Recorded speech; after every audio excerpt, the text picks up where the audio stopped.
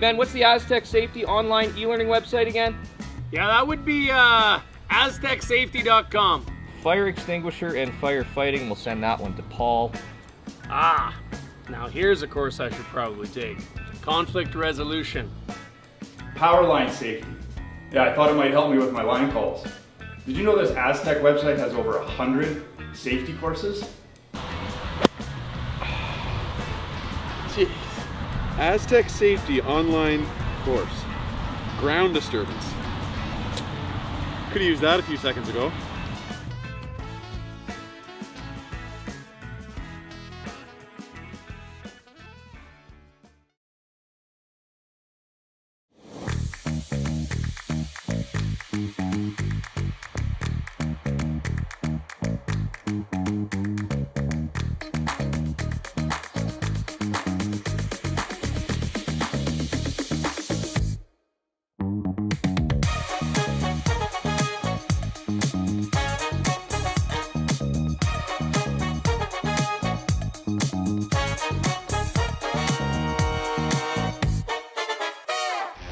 The 2025-2026 Grand Slam of Curling schedule is out, with big events happening all over Canada, like the Masters heading to London in September, the Tour Challenge from Nisku this October, the Canadian Open from Saskatoon in December, and the Players' Championship from Steinbach coming in January.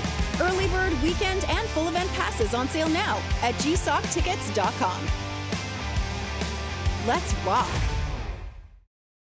The rock faces around Lake Tahoe are legendary. But this fall, new ones will emerge in the Tahoe Basin. Pullman, Mowat, Gushu, and more.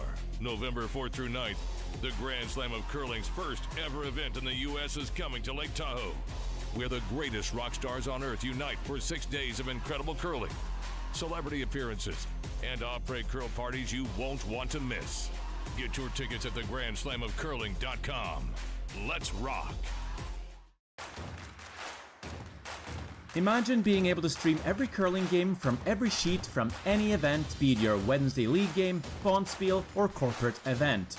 Curling Stadium offers an all-inclusive streaming solution featuring high-quality cameras, ease of use, great reliability, and minimal installation.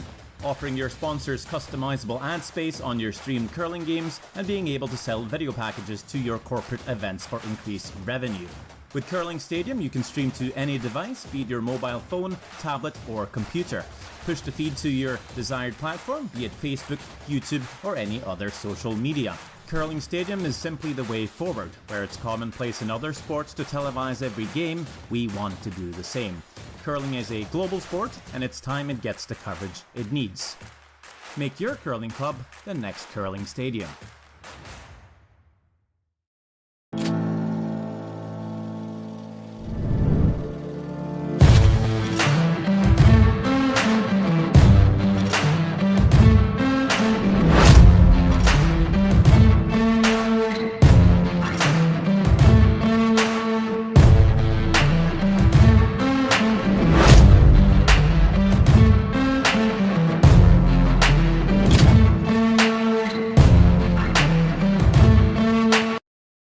Welcome to therockshop.net, the official store for the Grand Slam of Curling. Whether you're looking for the best hats, stylish clothing, fun toys, or unique accessories, The Rock Shop has it all. Shop online anytime at therockshop.net for exclusive Grand Slam of Curling gear, or come see us in person at your next event. therockshop.net, where fans find their favorite curling gear. For over 20 years, the Sandra Schmirler Foundation has granted more than $9 million to hospitals across Canada for life-saving equipment for premature and critically ill babies. In the past 4 years alone, $4 million has been granted thanks to the curling community's incredible generosity. The need continues year-round, and with your help, we can ensure every baby has the chance to grow up and become a champion, just like Sandra. What can I get started for you today? Bananas away, regular? And I'll have the rip berry, but can I get vanilla oat milk and I'll add spinach and ginger? And can I substitute the raspberries for strawberries? Also add the chia and hemp seed, and definitely have the power booster and the collagen booster. And can I get that blended twice? Wow. For Alicia, custom chaos? One of a kind. You're one of a kind. Booster juice, freshly made, your way.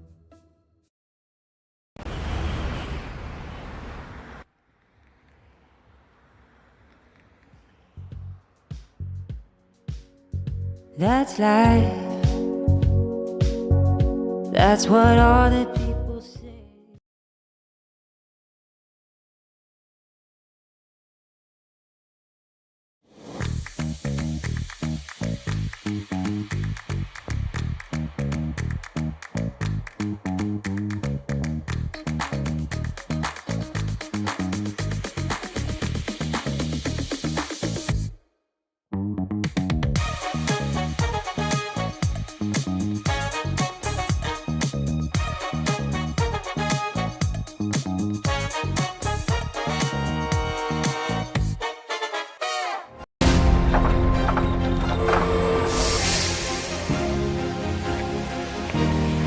I have an idea.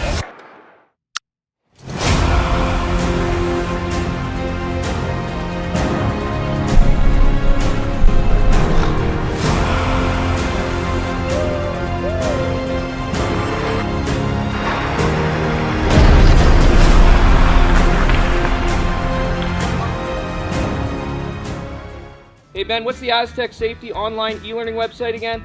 Yeah, that would be aztecsafety.com. Fire extinguisher and firefighting, we'll send that one to Paul. Now here's a course I should probably take. Conflict resolution. Power line safety. Yeah, I thought it might help me with my line calls. Did you know this Aztec website has over 100 safety courses? Jeez. Aztec Safety online course. Ground disturbance. Could have used that a few seconds ago.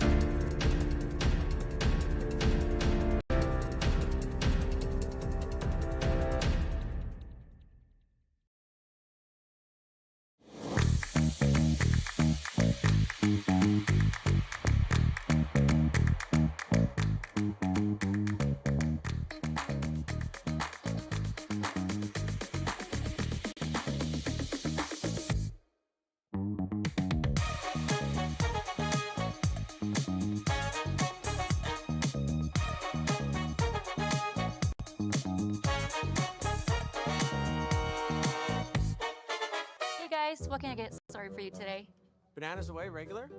And I'll have the rip berry, but can I get vanilla oat milk and I'll add spinach and ginger? And can I substitute the raspberries for strawberries? Also add the chia and hemp seed, and definitely have the power booster and the collagen booster. And can I get that blended twice? Wow. For Alicia, custom chaos? Ah, one of a kind. You're one of a kind. Booster juice, freshly made, your way. Corryn. Good morning Corryn. and welcome to Championship Sunday here on Curling Stadium in Edmonton. My name is Jim Nix and I'm joined by Terry Corbin on second mic and Roy McCusker handling our cameras and production this morning. We're set to begin quarterfinal action here in the Saville Grand Prix, and Terry's going to tell us a little bit about who we've got and how they got here maybe. Well, we've got Corryn Brown and her team who walk into this quarterfinal game with a record of 3-1 and throwing first here. Along the way, they were able to defeat Serena Gray Withers, Emma, I'm not sure how to pronounce that, but I'm going to say Deschifferart. Yeah, Deschiffer, yeah. Yep, Nancy Martin. And then lost in the round robin to this team that they're playing now, Team Gim. Team Gim, throwing now and having the hammer in the first end, they come in with a 4-0 record. They defeated Amanda Shuzinski, Nikki Kaufman, as mentioned, Corwin Brown, and Caitlin Laws.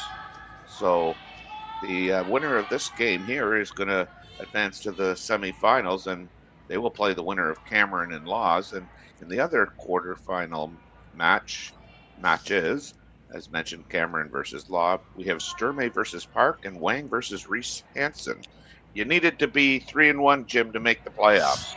Yeah, that's to be expected. We just talked about that yesterday a little bit. You might sneak in every now and then at 2-2, but not this weekend for sure. And actually, too, Terry, the Gim team, was looking at those scores and everything. Corryn's going to have to be pretty good. Brown team's going to have to be good today.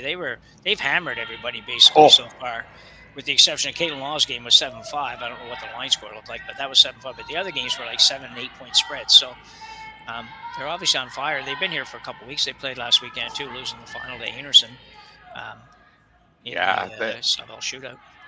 Yeah, they won 7-0, 9-1, 8-1, and then, as you mentioned, Caitlin Laws 5. It was a 5-2 game. But yeah, they've been firing on all offensive cylinders. Absolutely, yep. So good start here for both teams. Brown threw up the center guard, and Brown went around it, froze. Or the other way around, maybe it was. Got to get straight in my head here.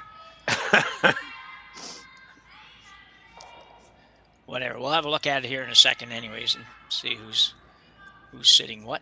This one's going to have to curl a whole bunch.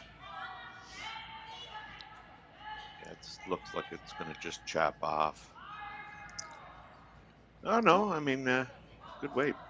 Yeah, yeah, go ahead. Go ahead. That was a pretty good start. 3 rocks, everybody basically on the button pretty close, and draw weights there. So yesterday when doing the Gim game, their weight was fantastic. They gave their opponent nothing.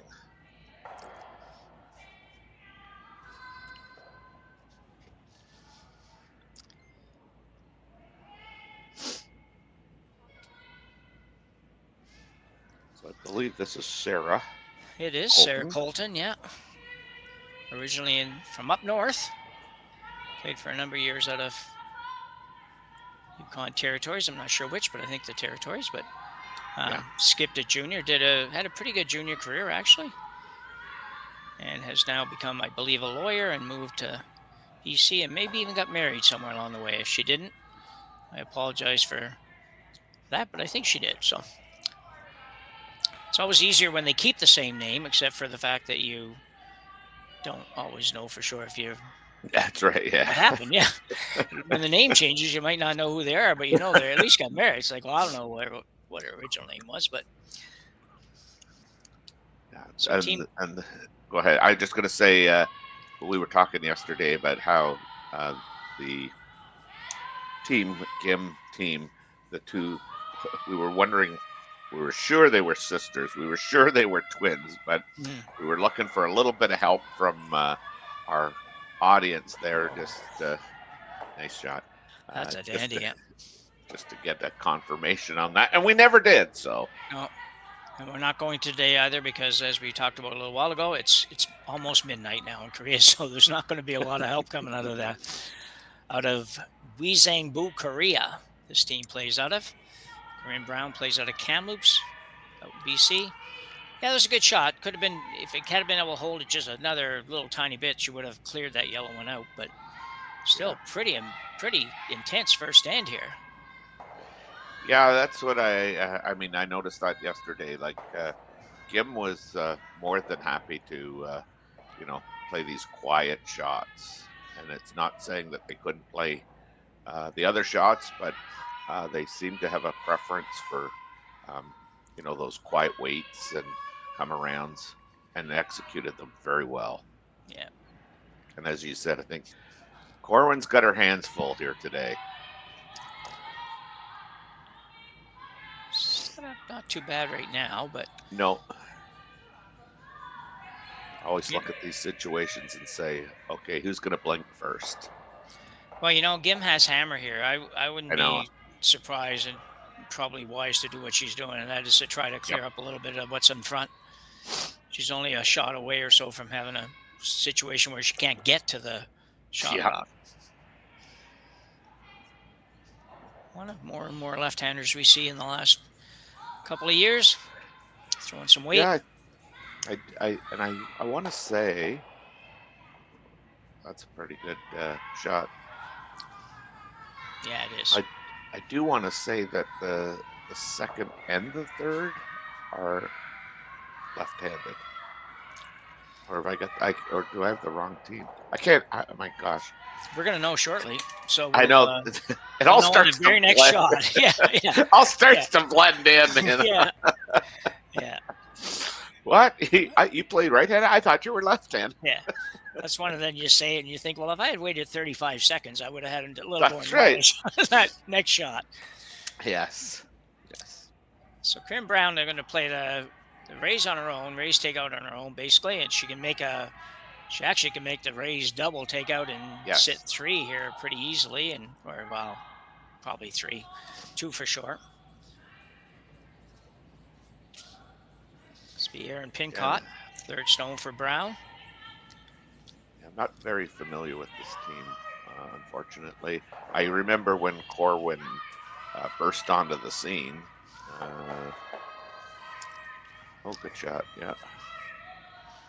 Yeah, she's been in the Scotties, and she's a solid player. She was I didn't know her, but I've got familiar with her actually in CISs when my daughter's team played in the University of Play Downs, and Corryn was there, and we played against her, and some of the players stayed with her for the longest time. I don't know exactly who was who then, but good player, and intense enough, and seems to enjoy the game a whole lot. So she's had some reasonable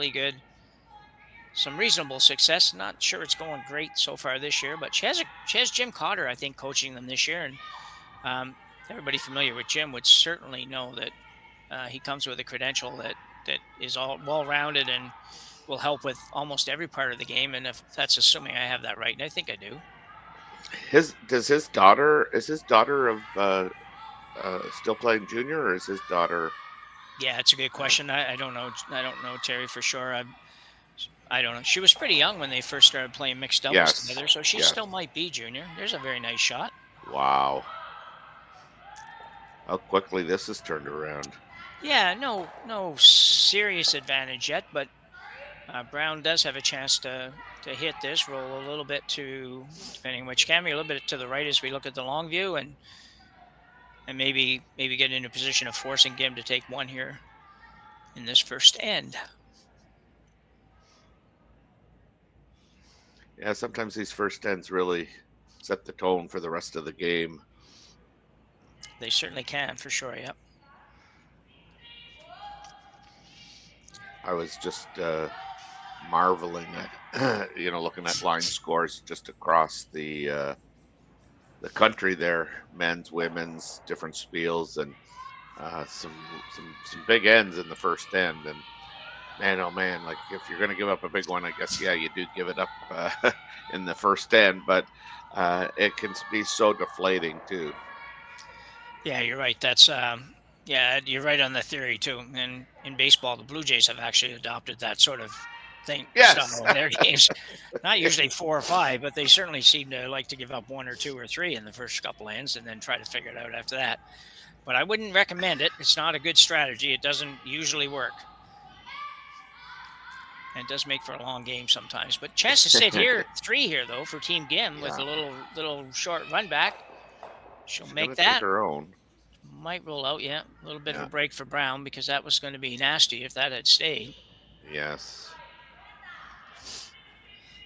So it's funny now, that you said. It's funny you said. It's funny you said. Corryn stayed with their team. I mean, that was the one thing I guess. It seems that a lot of these younger teams, don't stick around that long together. They've had a lot of good skips come out of BC. Yeah. I was just going to say her name, and as I went to say it, it just left me. Moore. Not Linda Moore. Linda Moore. Yeah, Linda Moore, like a long time ago, and Yeah. she was a staple. And then, oh my gosh, I can't think of her name either now. There's a few. Kelly Scott. Kelly Scott, yeah, but the one before Originally Kelly. Kelly Law. Kelly Law, thank you. She was around and knocked on the door for the big prize, and for a couple of years, I believe she won it 1 year. And Yeah, she left the game pretty early. It yeah, seems like. yeah. So Gim now sitting 1 with a chance to. She's going to play the hit and roll, sit 2. Yeah. Probably the safest way to go about this. You could certainly draw here because you are sitting 1, but almost no matter where you draw, you might set up a chance for a double and be forced to 1. So this is probably a little safer way to make sure you get out of this end with either a blank or 2. Yeah.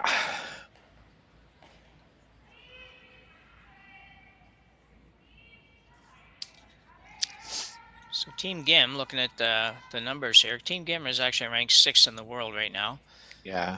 And Corryn's ranked 23. I don't know for sure what that's based on, if that's just this year's results or if it goes back into last year. I have to assume it goes back into last year. There haven't been enough events so far this year, but that's the ranking we have, and I trust everything that the boys write on our site. So. Well, and Gim, they've already qualified for the Winter Olympics, Okay. so they will be there. Nice shot there. So Corryn now has to think about playing a hit on the back one, maybe try to roll a little bit, or maybe going for the double. I don't think the chances of making a hit or roll that she can't remove are very good. I might take a shot at the double here early. What are you doing, Terry? You old draw master, you. Yeah, well, no, I'm eyeing that double for sure. Yeah. All and right. you're going to have Converted. to talk me We've out got of him it. converted. Yeah, we got you converted. Awesome. Well, you said yesterday you could still throw it pretty hard. So, and yet this one could use, if you were playing the double here, you could use a little bit of weight on it. And Corryn's going to opt for the hit and hopefully roll behind that. And if she makes it perfect, it could be difficult for Gim to remove. You'd like to, if you're going to roll anywhere but dead behind, you probably roll a little more than less here, Terry. I think probably I'd like to force them a little bit out to the wings to play that come around hit, maybe. Yeah, Hit it and first. in playing this, I mean, I think you ideally you would love to, kind of sneak that thing underneath there, but you just don't want to leave the exact same shot. No. She might be real close on this. She needs to curl a little more. Not quite enough. Yeah. Nice try, actually. Just needed about another half, maybe an inch of curl, something like that. You can just see by the way they played this whole end, though, that you know, this is why they're kind of undefeated and they're really, you know, kind of trouncing some of the teams. They've executed really well. Yeah, super steady, and we see that from a lot of the Asian teams. They all sort of have the same demeanor. They smile a little bit, have some fun with it. You don't really know if they're losing badly for sure because they just don't show that. And it's and they don't lose badly very much anymore anyway. I think there's 3 or 4 Korean teams in the top 15 in the world or something like that. So hit for 2 here for Uijeongbu. A tiny bit in out, but I think she should be okay. She doesn't have a lot of weight on this. Trying to make it curl a little bit. Yeah, right on the nose. Bang in the nose. So very solid first end here for Team Gim, and they will take a 2-0 lead here as we go to break. Be back in a minute. Hey Ben, what's the Aztec Safety online e-learning website again? Yeah, that would be aztecsafety.com. Fire extinguisher and firefighting, we'll send that one to Paul. Now here's a course I should probably take. Conflict resolution. Power line safety. Yeah, I thought it might help me with my line calls. Did you know this Aztec website has over 100 safety courses? Jeez. Aztec Safety online course. Ground disturbance. Could have used that a few seconds ago.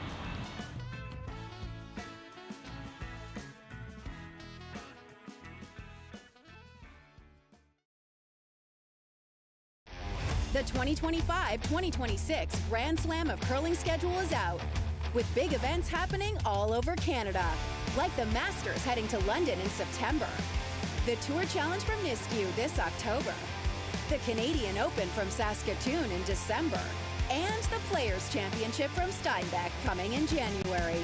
Early bird weekend and full event passes on sale now at gsocktickets.com. Let's rock!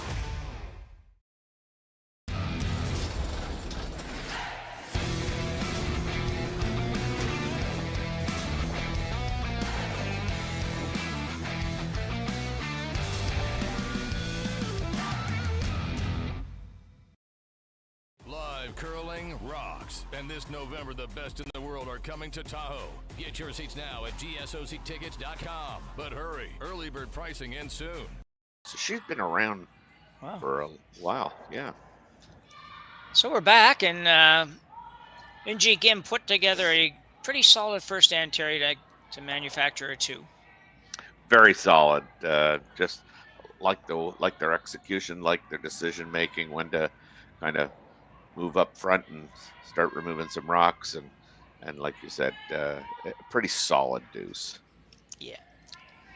And as you mentioned, Uijeongbu has been around for a little while. You mentioned she was on a bronze medal team, or I don't know if she was skipping that team or whatever, way back 2014, 10 years ago. Way back. Yeah, I guess it is. Yeah. Yeah. Even for us, I don't know. That's right. Yeah. Yeah. We won't talk about when she was born, how many years after that. Or before that. Anyway, so we're started here. So Gim goes to the 4-foot, sort of a traditional first shot here, because the other team's probably going to throw the corner, which they did. Now she'll play a tight guard, probably, I think. Yeah, I think maybe it's the lead and the second for Uijeongbu that's left-handed. I know I'm sure they have 2 left-handed players. I think you're right. I think it would be, and probably his lead and second or lead and third. Obviously, this is the lead, and she was left-handed, so we're putting our highly trained investigative knowledge to work here to figure this out. But well, and Sean was saying when we were talking about, and they look like twins, like for sure, the two sisters, if there are sisters. And he said, could you imagine if one was right-handed, one was left-handed? It slipped one in without. You wanted to throw an out turn, You could slip the right-hander in if on one side of the sheet and slip the left-hander in on the other. We were having a good laugh over that. Yeah, I don't know exactly how they go about the process of naming, obviously, in Asian countries, but I know from talking with Dave, generally speaking, that the way we list it for us to pronounce it is not exactly the way that they do it. So That they do it, yes. yeah. So I'm really not sure. And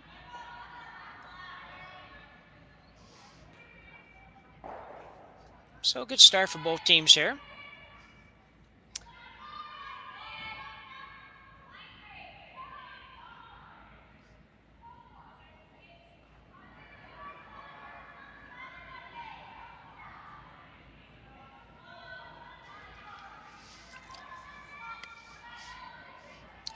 So there's your answer anyway, Terry. Yep. Yeah, the front end are both left-handers. We don't know if they're sisters, but we do know they're both left-handers. And my guess would be that they might not be sisters. No, the second and the third are sisters. Oh, second and third, right? Yeah, oh, yeah, right. yeah, Okay, yeah. Oh, yeah, right. I'm on the... Get them written down the wrong way here. So Corryn Brown will now try to play the freeze, the yellow freeze on the red in the 4-foot. Not a lot of room to work there, but if you can make this one good, you can be in a pretty good position. The degree of difficulty, I think, for shots like this is extremely high. And I mean, if I'm kind of making a comment towards Corryn and her team, it would be, let's try and keep this as simple as possible in the early ends. And I wouldn't be, if I'm Team Brown, I'm not overly upset if I can throw these rocks up and down the sheet for 4 ends.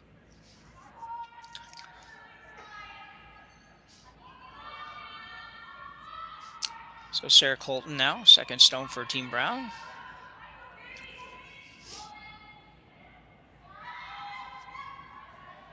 This Brown team, I mean, we've talked about briefly that they've been to the Scotties and all that stuff. So, but last year was their, first really good year. They advanced to the playoffs for the first time. They had a 6-2 record before the playoffs. And this is the identical team that went to the Scotties last year. Yeah, I think pretty obvious that they are probably the top dogs in BC women's curling right now. Not that they can't be beat, but they certainly are the team we see and seem to know the most about. We've got some other teams in BC playing here that are really solid, but it can take a lot to dethrone them, I think. That's a very nice shot. Very, very well done, yes. So the question now, without hammer, do you want to try to run that back? And I think that's probably not a bad option, to run the red on red and get rid of something here. No, she's going to opt to guard. I'm playing the guard as well. I like that. Well, it's nice sometimes to just stay on offense. And you have a little bit of help from the setup on the other side, so you don't really, not quite as simple as it might look, but.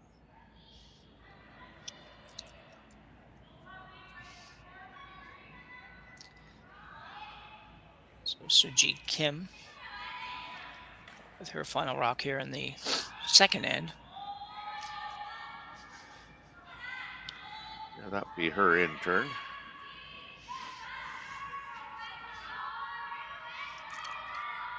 We're really trying to carve this thing over, and they've done it.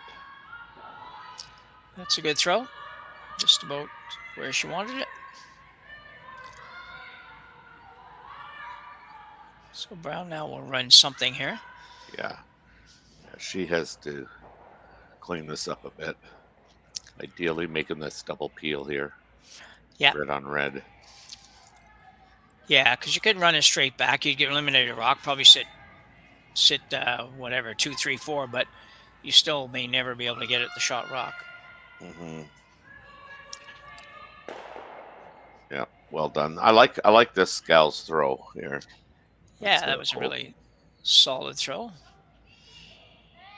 The former junior skip.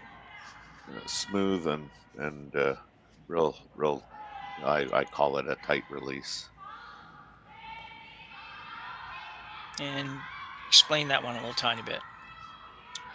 Well, I mean, she holds like there's no rock movement until she gets ready to throw it, like with the handle. It's just like I don't know why I call it tight. Okay, well that's good enough. Didn't know if there was something that. No. It's just like she holds it and nothing happens until she's ready to release that. Team Gim just continues to pour the pressure on Corwin. Yeah, I think it's really a tough situation for Brown now. I think she's got to jiggle them. I think so too. You could play it with not maybe tons of weight. You'd have a couple of yellows around, but you're still going to be the Gim team is going to be sitting better than you are. I think by the time this is all done.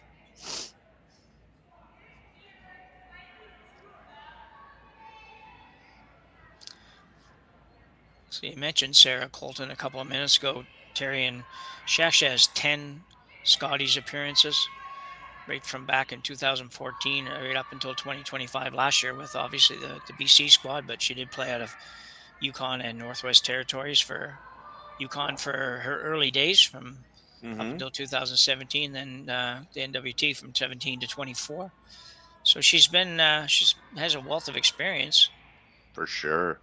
And she's only 32, so it's not like, what's 2014 was, what's that, 21 years ago? So she played her first Scotties at 11? No, 11 years ago. 11 years ago. Okay, that's much better. That's not very good math, Jim. I just feel older than that. So 11 years ago. So she played her first Scotties at 21 and played almost every year since then, to be honest. So yeah. She missed 2016 and missed 2021 when everybody missed it. So yeah, that's a.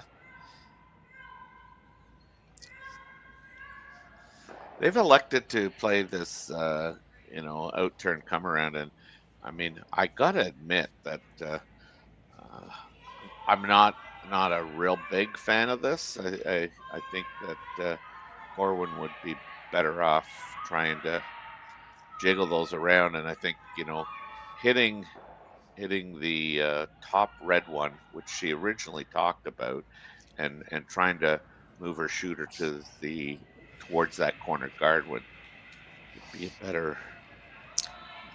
I would agree with that. Stage. Yeah. You end up with shot rock, but it's accessible. But you end up with whatever number 3 or something like that as well. So you have a little more happening. I don't know how this ever translates into a deuce for you. And by the way, one last comment on Sarah Colton. I was right that she is married now, but I was wrong because she's not a lawyer. She's actually a doctor. So good for Sarah. So you wonder how they, like in a profession like that, how you can get away as much as she is to curl in all these events. Yeah, I often wonder how anybody in any profession gets away as much as some of these people do. Yeah, but true. If you say you just use up all your vacation, I get that. But man, every cash spiel now, practically the big spiels start on Tuesday every week. It's and you got to get there Tuesday or Wednesday, so it's a lot of time. It's a big commitment. Now we can't claim that all of our curlers now work for a living outside of curling either. There's a number of them that really do not, and we're going to see more of that probably if this professional league that they're trying to get going at the end of the season takes off at all. That remains to be seen. I'm very interested to see what happens with that. But so Team Gim here anyway is going to play the yellow on the red and get rid of that. See, to me, that's just well thought out too. Yeah, that's a pretty lonely yellow there right now with 3 to come. Yeah. Very, very accessible. Do have a chance to sit 2 though. playing a freeze. Make sure it doesn't over curl on you here. Yeah. The nice thing, if there's a nice thing for Corryn, though, it's that the reds certainly line up on her yellow, but they also, if you can get something behind there, the yellow doesn't line up on whatever you get behind there. So still might work out. Aaron Pincott. And away from Aaron. Would seem to think that she's got a lot of weight. She feels she's got a lot of weight, I think. I'd like to go on this, I'll tell you. Like to carve it. Yeah. Just the weight is not. I think she's going to be fine. She's fine, yeah. Nicely done. She's probably a foot or two heavy, but that's a pretty good spot. So Gim is going to have a look here and see if there's a way that she can make the double raised takeout, double takeout, something along that line. I don't know if she can if there's a way she can remove both yellows on one shot. Don't know if there is, but there might be able to get really close. She could also get shot rock here too, I think, Terry, by hitting it a little high. Your shooter might stay and guard the one that's going to make contact with the yellow. If that makes any sense to our viewers. Well, hitting it on this side with the drag, it's definitely catching, a huge portion of that yellow. Yeah. And it may just roll, couple of, Yeah. Like a maybe yeah. a foot and a half. Yeah. Yeah.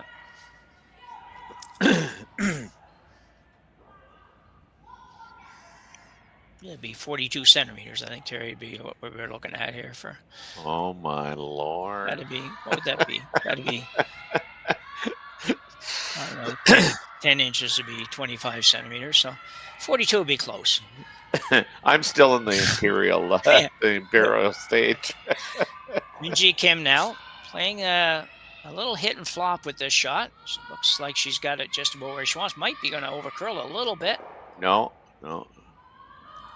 Wow. Yeah, that's really good. That is a nice shot. Yeah, and that might be exactly what she was doing. I think we both thought that she was maybe going to try to hit a little higher than that and have her shooter, have the red one stay a little closer to the center line and the shooter maybe guarded. But regardless, that's pretty darn good. Although I think Brown can get it. We're going to have another look at it. Take this, Tear. Yeah, no. So they're just trying to hit the high side to ensure that they drag that the red one that they're that was frozen. Just trying to make sure that it goes in the right direction, and it was never kind of going like we talked about. How many centimeters, Jim? You'll have to help 42. me out. That'd be 42. It actually rolled significantly higher number than that. But, That's right. That's right. Yeah. Either way, worked out pretty good. I do think that they did let it curl a little more than they originally planned, but man, solid team here. So, but Brown does have a chance here to sneak this by and still stay for two. It's not easy, and I think you got to be not real heavy with this, but. She probably leaves a fairly easy double back, though. She might. And then looks at 4. They're only numbers. I know. This one's going to miss the back. This is a... Yep, it's fine. Man, I tell you what, that was a heck of a shot. Did it stay? No, it didn't. No. That's really unlucky, but man, that was so close to making that perfect. That was not easy to make that and stay, Terry. No, it really wasn't. Yeah. And I mean, they might be kicking themselves that they probably should have swept that just a tad bit more. But those are hard line calls. But I mean, at this really level, you've got to make those. I don't think Team Gim ever takes on the double, but I think you just try and nose this and sit 2. Yeah. It's one of those that you might make the double by accident here, because if you do try to, you try to get a little. I don't know what turn she's going to throw. I assume she's going outside in here, but if you do get a little bit of an overcurl on nose, you might make the roll and the double both, and that's that right. That's right. Yeah. And I think they're playing roll kind of all day, but.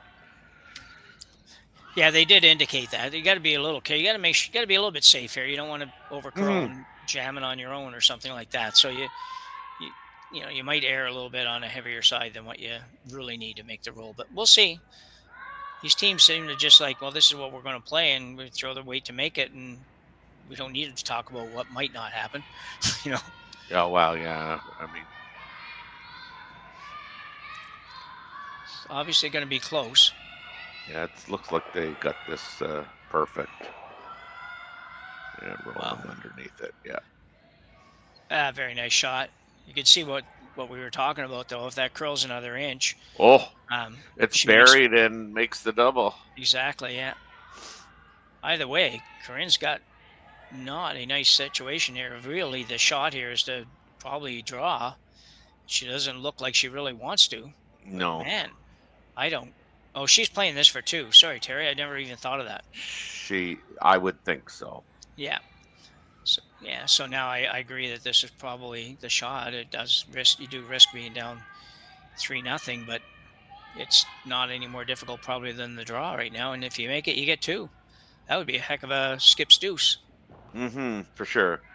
I mean, this is pretty thin. I'm gonna say a quarter by the looks of it.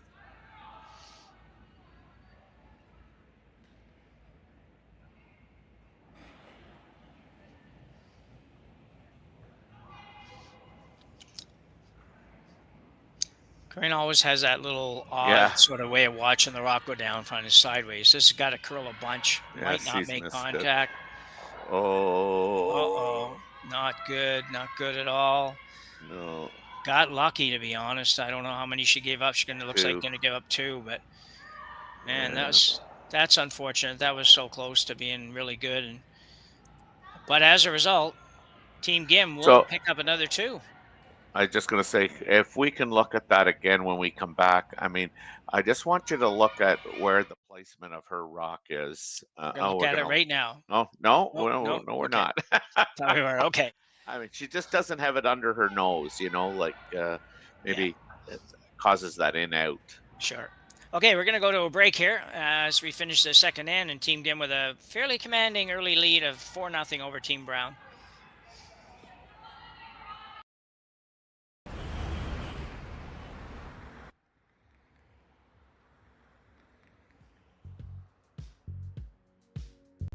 That's life.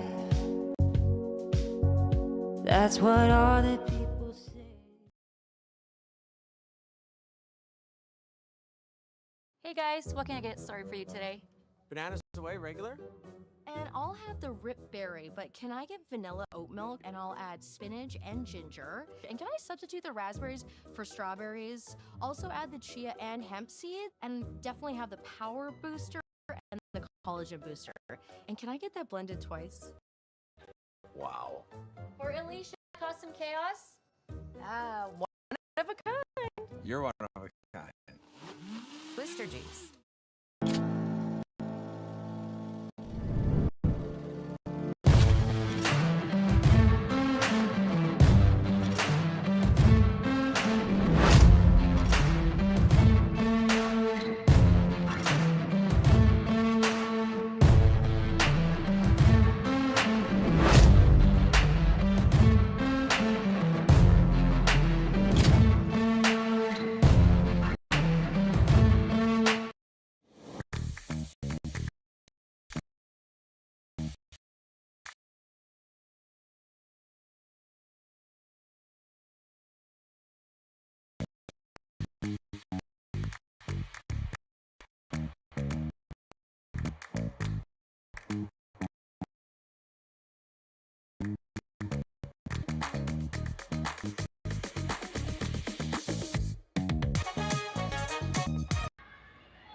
Handily 7-0. 7-0. Yeah. So we're back here at the Saville Community Sports Center in Edmonton, Alberta for the Saville Grand Prix on Curling Stadium. Terry, another big deuce for Team Gim in the second end, taking a 4-0 lead. What does Brown have to change or make happen here to get back in this? Well, I mean, she's got to be all in now. I think I just, the way this Team Gim's playing is they're absolutely on a roll. They're throwing it so well. Again, I just wish Corwin would have kind of thrown it up and down the rink or up the ice, up and down the ice for a couple of ends. Let all our team get, maybe into a groove, not a whole lot of difficulty. They've shown that that they can play. Like, I mean, it's not a question of can you not play, but I just think when a team's playing as well as they are, like Team Gim, you really have to kind of keep the percentages of your team up, and the last end is more, or this end's more of the same of the last end is you have the hammer, and we're just playing around the center ice. You've reduced the scoring margin so quickly in the end, and then you're not kind of willing to blast it and open it up. So I just think the formula doesn't work against these really good teams. Yeah, sometimes you drop that 2 in the first end. You get 2 things happen. One is sometimes you get a little bit of a panic and try to go a little too hard, too fast. But secondly, and to what you're sort of saying too, is that sometimes you got to take a minute to breathe. Just say, well, that didn't work so good. Just let me go ahead and I can play out an end here. Keep it simple, so so I don't have anything too difficult. Now you're sort of in the opposite position where 4-0, you don't have a lot of luxury in really keeping the game very open. So it's tougher. I will say I've seen enough of Corryn Brown playing that the situation doesn't rattle her too much. I think she's got the nerve and the confidence to play this kind of game, but it's tough when you're down 4-0 and the other team, as you say, is making pretty well everything, and you're just I like opening this up. I don't think she has a lot of choice, to be honest. I think you're right. I think it's got to do something here, whether it's just a little hit and flop to the rings, get another rock in play somewhere so you have some numbers at least, and go from there. Can't quite tell how far apart those are, but they don't look very far apart. I don't know how she's going to play this and not just take her own out, but I don't know what the weight call was. I mean, it wasn't a normal hit, but I think they're trying to roll underneath that corner guard by hitting this one right on the center line. Yeah. Maybe jiggle stuff around a little bit. Yeah, that looks like maybe a little bit more. That's what I was thinking. I think you could probably throw this with a back line to hack kind of weight and move a few things and maybe set up some better angles. But she's going to hit the top one and roll under, maybe. Got to get it on the ring. She did. Okay. That's a very good shot. Yeah. I don't know for sure if it's a solution, but it's a very good shot. If it ever goes another few inches, I'll stay in that inches mode. Thank you. I'm more considerate than you really believe. Anyway. 2.54 centimeters in an inch. That's all I remember. Yeah. In my career as a golf course superintendent over the last few years, we didn't have a choice but to kind of make some conversions. Still measure in yards, but a lot of other stuff was in grams, milligrams, and centimeters and stuff like that. So looking for hitting a roll here, double actually for the Gim team. And she's close. Oh, jeepers creepers. Man. Poor Corryn Brown could be in for a long day or a short day here if things don't turn around. So nice shot by Team Gim. Yeah. Never really in a doubt of making that shot. It's they're just throwing it really well right now. So what are you thinking if you're Brown here? Are you gonna bash something in the front or go around and chip and roll to the corner? Or? Well, she could try and make that soft shot on the one on the top of the button and try and roll underneath the red corner guard, I suppose. She can also, broomside, hit that one on the center line high and probably get all 3 of those moving. Yeah, that probably not. And because you have a couple corners to work with too, Terry, it's probably not a bad option really, although there you go. There you go. Much better looking situation, and still early enough in the end to be able to utilize some of that stuff and grab a deuce here along the way. Mm-hmm. Right now, you're going to see this again. Couldn't be much better than this, I don't think, Terry. Maybe you could hit it a little bit lower and roll your shooter. Yeah, I other way mean, or she something, could have but hit. heck. She could have hit it just a tad bit on the with a little bit more. I guess was that curl? I can now. I didn't even remember what way it was rotating, but yes,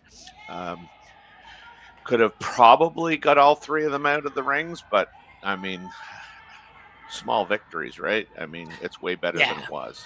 Oh, absolutely, yeah. Yeah. And on that curl thing, Terry, I mean, that was solid 2.5 minutes ago. They can't expect us to remember things out, that are from the past all the time. So Exactly. yeah. We have to help entertain ourselves here this morning. We're just it's a very early morning game for everybody, and for those of you watching, we appreciate you're here. And remind you that we are here all day. We aren't. Terry's here for one more game, but Curling Stadium is here for both the semifinal round and the final round. And please consider making that part of your day, watching some of the best women's curling in the country and beyond the country. That's right. Yes. So Deed and Gim not playing any defense here. They could have considered hitting the yellow one, but they're like, well, we got this going pretty good. Why don't we just put it in the 4-foot behind that one, which they did. A little deep, but yeah, and I think this gives Team Brown an opportunity. It does.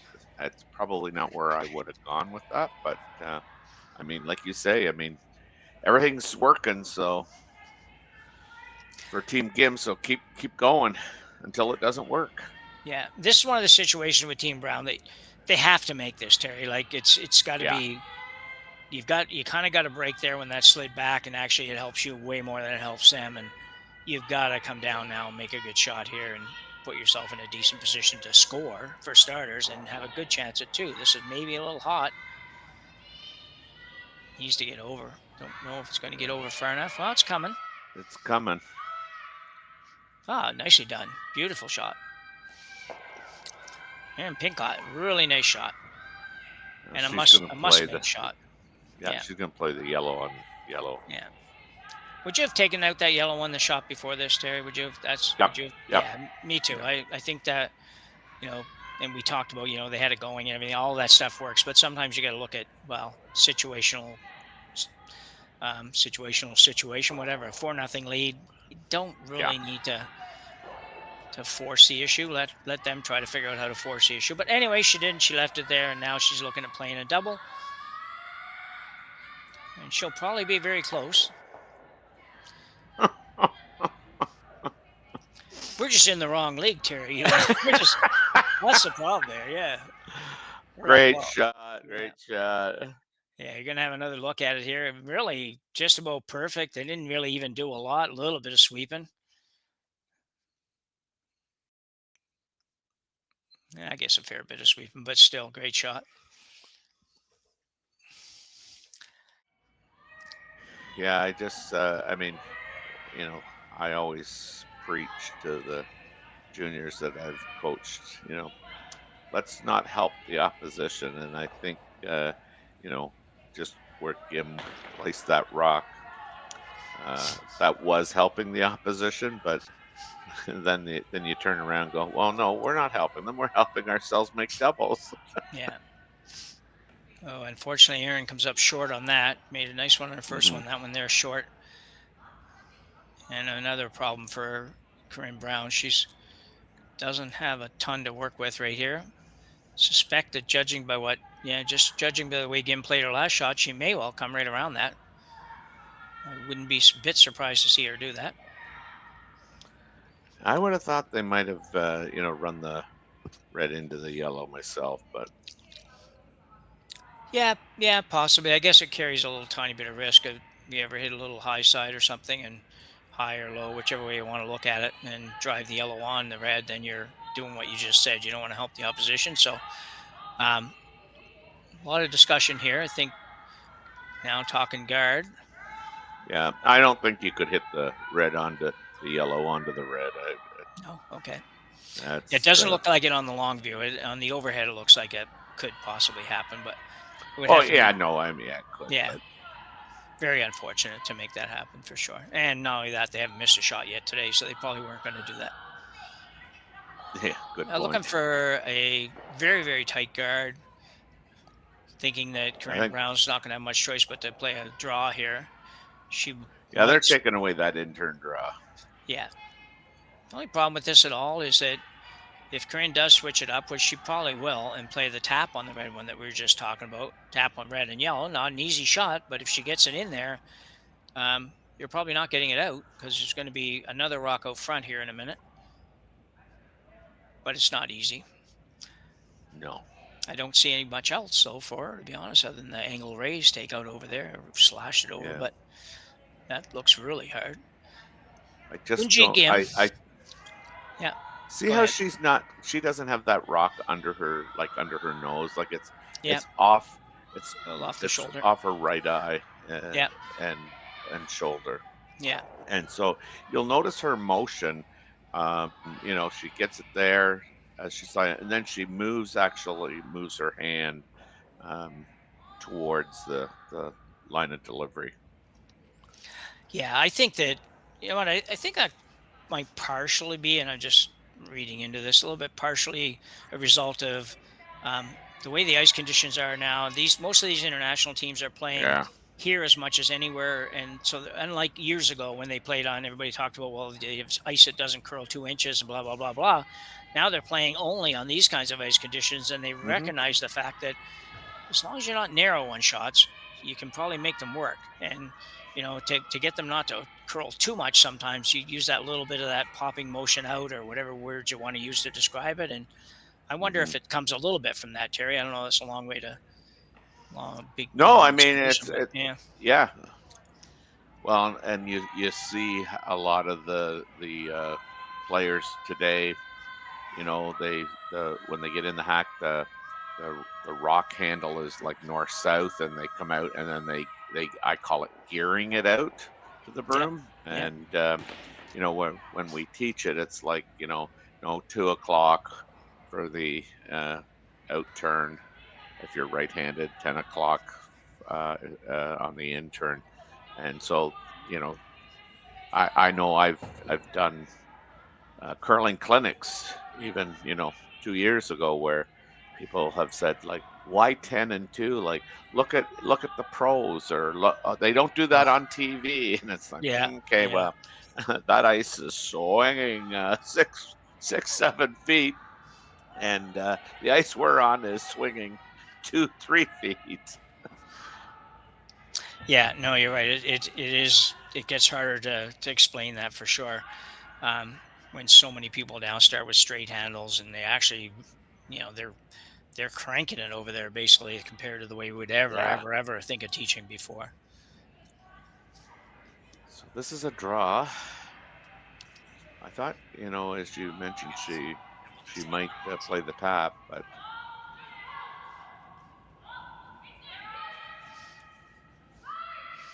yeah, I think she's going to try to tap this one. She is playing the tap. Wow. Well, I'll tell you what, that was a heck of an effort. I have to assume she was still thinking she might be able to get 2 by playing that shot, but man, that was hard. I can't help but I felt like the little tap on the red on the yellow would have been an easier task. Maybe not result with a shot for 2 or 3, but you had to get one in there. Now you go right around.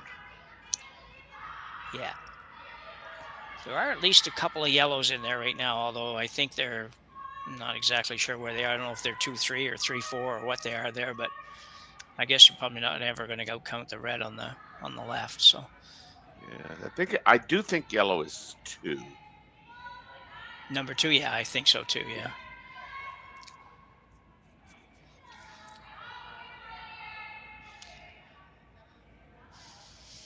Uijeongbu now with her final rock here in the third end. Pretty pleased with the way the game's gone so far. We'll look at coming right around here, and if she puts this in the right spot, Corryn Brown's going to be in been a heap of trouble with not much to work with. So.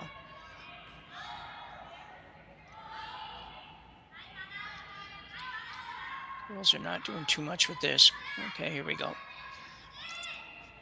Thought she might be a little heavy at first, but not so much. So it's curling pretty hard, lots of room. Curls so hard there at the end.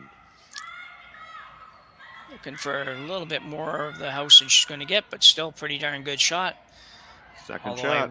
Is there a possibility of a triple for 3 here? There is. There is. Wow, that would be a dramatic change in things, wouldn't it? Mm-hmm. A really hard shot, though, we will say. First of all, triples are never going to be easy, but there's a lot of easier ones than this. So,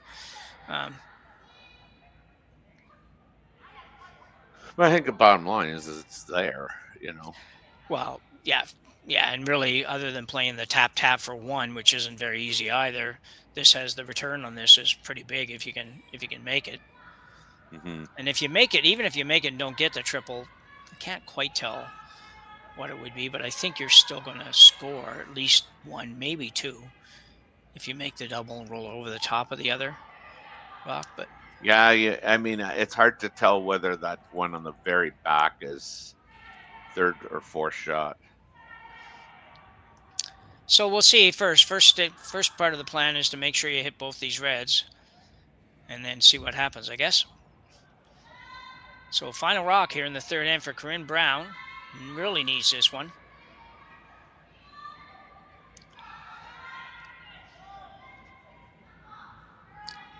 Are we doing much with this one? Sarah Holton going to try to make it move a little bit. Oh, now they're straights. Might be close. Might be really close. Yeah. Oh, tough one. Ooh. He needed to hold it just a little bit straighter. Yeah. Certainly at least 2 here. I would think too. Have another look at this, Terry. So yeah, I mean, so they just needed to sweep it a little early, because in order to make that triple, you had to make that double and and stay right there. So the sweeping call should have been literally on the shorter double, and then you probably make the triple. Yeah, just an inch or 2, or probably an inch less on the rock, and we would have made it. So unfortunately for 4 centimeters, Jim. Yeah, I knew that. I tried not to go there. Anyway, we got to go to break. It's 6-0 lead for Team Gim after 3 ends. We'll be back for the 4th end right after this.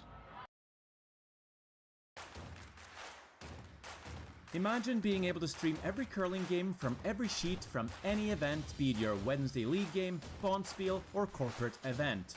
Curling Stadium offers an all-inclusive streaming solution featuring high-quality cameras, ease of use, great reliability, and minimal installation. Offering your sponsors customizable ad space on your streamed curling games, and being able to sell video packages to your corporate events for increased revenue. With Curling Stadium, you can stream to any device, be it your mobile phone, tablet, or computer. Push the feed to your desired platform, be it Facebook, YouTube, or any other social media. Curling Stadium is simply the way forward. Where it's commonplace in other sports to televise every game, we want to do the same. Curling is a global sport, and it's time it gets the coverage it needs. Make your curling club the next Curling Stadium. The rock faces around Lake Tahoe are legendary. But this fall, new ones will emerge in the Tahoe Basin. Pullman, Mowat, Gushu, and more. November 4th through 9th, the Grand Slam of Curling's first ever event in the U.S. is coming to Lake Tahoe, where the greatest rock stars on earth unite for 6 days of incredible curling, celebrity appearances, and après curl parties you won't want to miss. Get your tickets at theGrandSlamOfCurling.com. Let's rock. Such a good 3rd. Yeah. So we're back here for end number 4. We've got a 2 and a 2 and a 2 on the board for Team Gim. A solid 6-0 lead after 3 ends of play, and really not much change as far as Team Brown. Terry, they got to try to get on the scoreboard, and even a 2 would certainly be helpful. And usually when you're this far down, the opposition, it will almost give you 2. Like, you don't have to do anything spectacular to get 2. The trick is to get more than 2. So. Yeah, and the math doesn't work anymore. Give them 2, take 1. Give them 2, take 1. Give them 2, take 1. That math has long been thrown out the window here, down 6-0. Yeah, absolutely. It doesn't work in metric or imperial, actually. So, Well, see, we've kind of educated people, and we're trying. We're trying.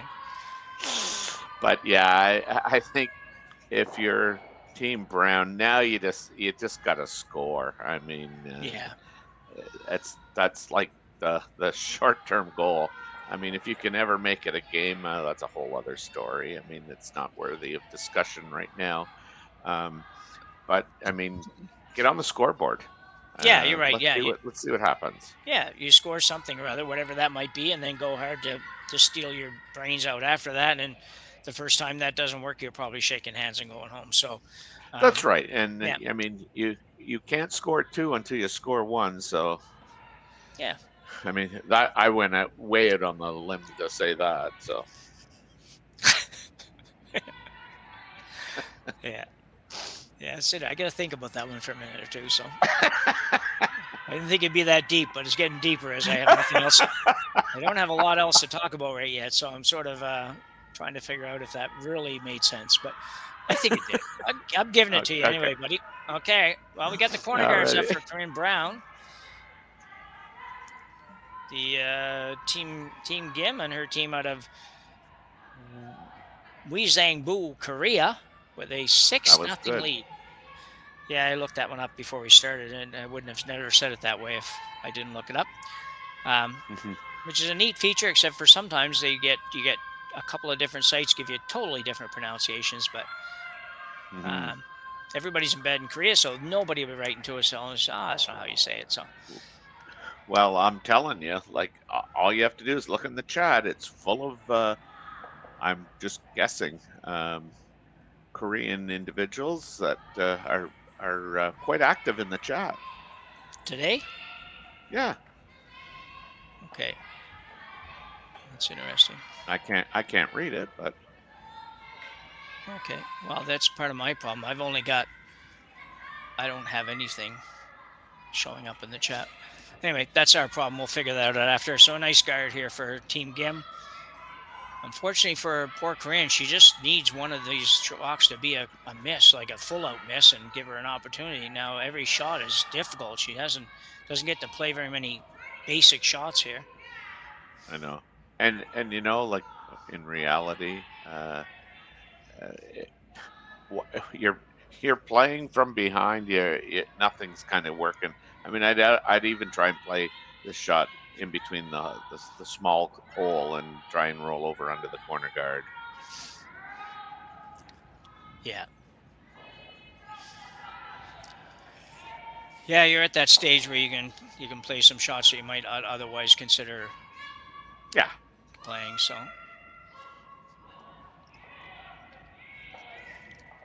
just gonna sneak this one by, trying to make some contact. It's not going to roll far enough, unfortunately, but it's there. It might cause a little bit of problem for Team Gim.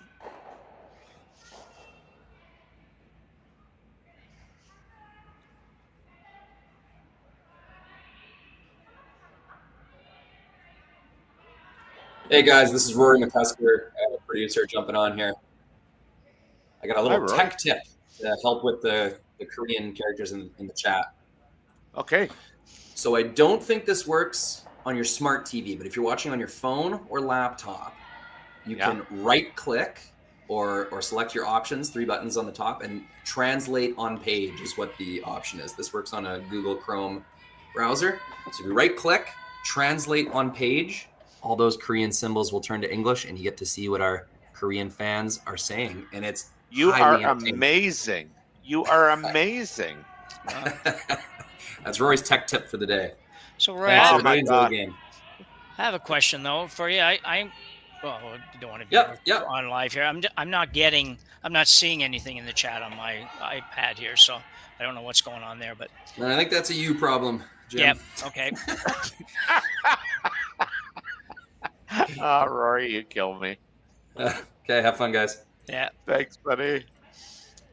So Team Gim got that one out, and they're now sitting 3 again.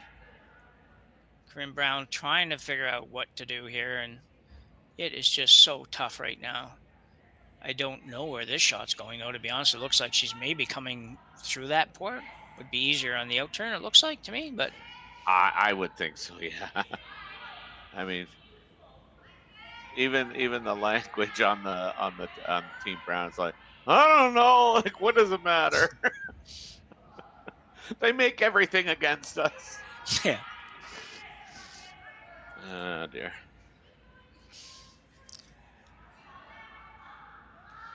Well, yeah, Sarah's looking at another hit. And it's the problem here, and I understand where Corryn's coming from, is that she really doesn't want to be playing a lot of hits, but just nothing seems to be working. But I still think it's an out turn through the hole, maybe a little chap and roll on top of the rock on the edge in the 8-foot. That looks like the best shot to me. Yeah, and I think that's what Sarah is just saying, you know, like we're better off playing through the hole. Yeah. Well, as we mentioned earlier at the start of this, the winner of this is going to take on the winner of the Cameron and Laws game, and Jimmy has mentioned there that that game is ongoing right now, and it's Team Laws with a 5-0 lead, playing the third end. Right? Sorry, 5-2 now. Yeah, playing the fourth with okay. Laws having hammer. So yeah.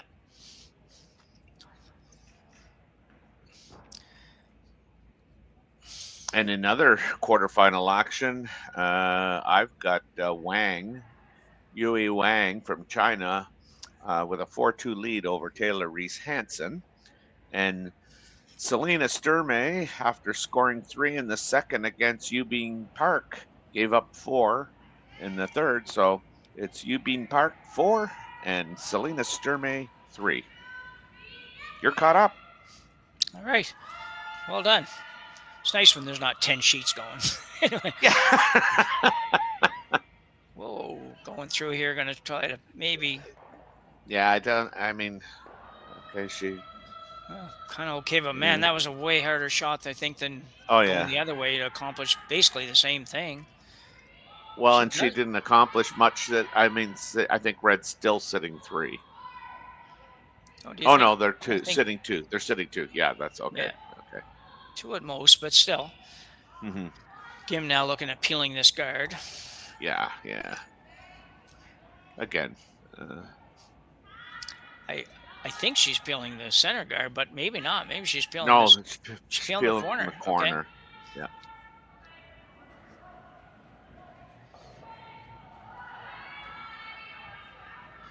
Yeah, technically so sound. Yeah. It's going to make contact here. We'll get rid of that. I don't know. I like Corryn's situation better now than I did with that one there, to be honest. Just play this shot in here, freeze, and yeah, I know. She might be able to play herself into having some kind of shot for a multiple score at least. Might not be 3, but certainly 2. And they're looking for 1.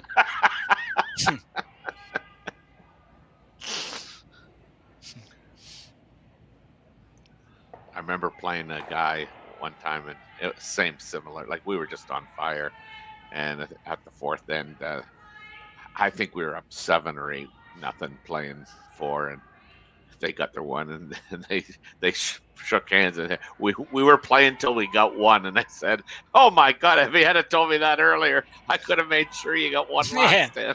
Yeah. Oh, so a little short on that. Again, probably will remove that. It looks a little tiny bit risky, but yeah.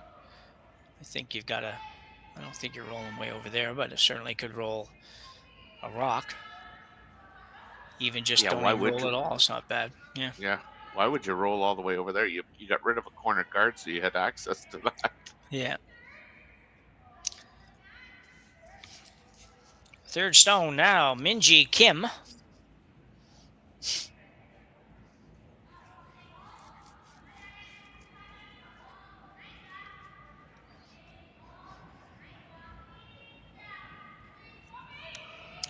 She's got it.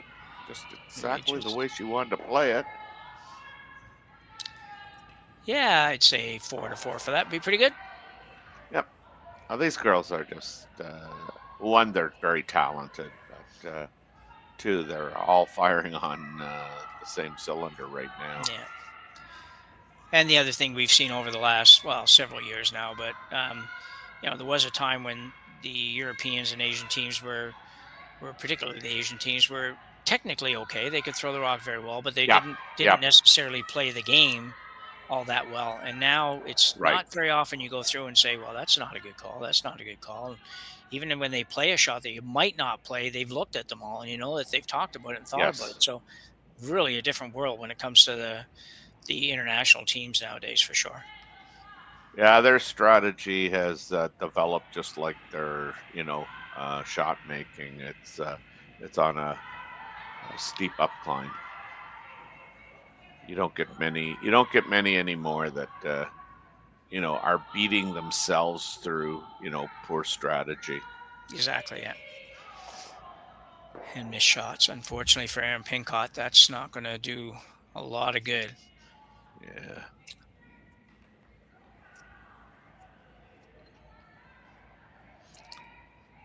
So Gim having a look here to see if she wants to hit this at 5 or just be happy sitting 3 or 4 or what. It's just yeah. These are the ones when you're losing. You ever find this isn't really a fair comparison here? You're going to see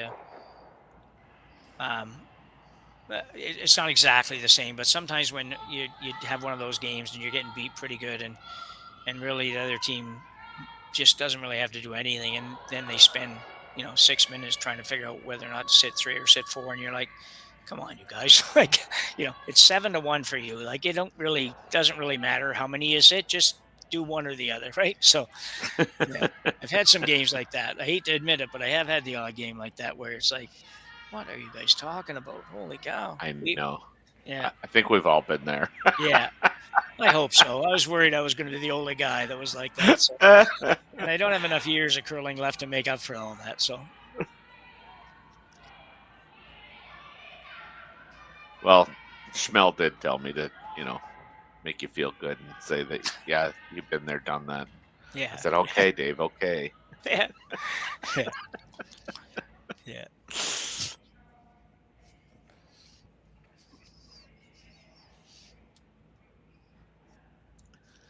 The old days. I remember when those days not that long ago when you used to go on the ice and know you're going to win like 95% of the games you play in the club without really even having to do anything spectacular. Now it's like, I kind of hope I make the playoffs. Anyway. Yeah. So Team Gim now outturn draw basically. A little bit of a shot in here. We'll see where this is going to go. She's going to come right on top of her. Oh, she's going right around. Holy cow, going right around to the back one. Not going to quite get there, but. Hey, Timmer, we're going to have to call that a miss. Yeah, I think you're right.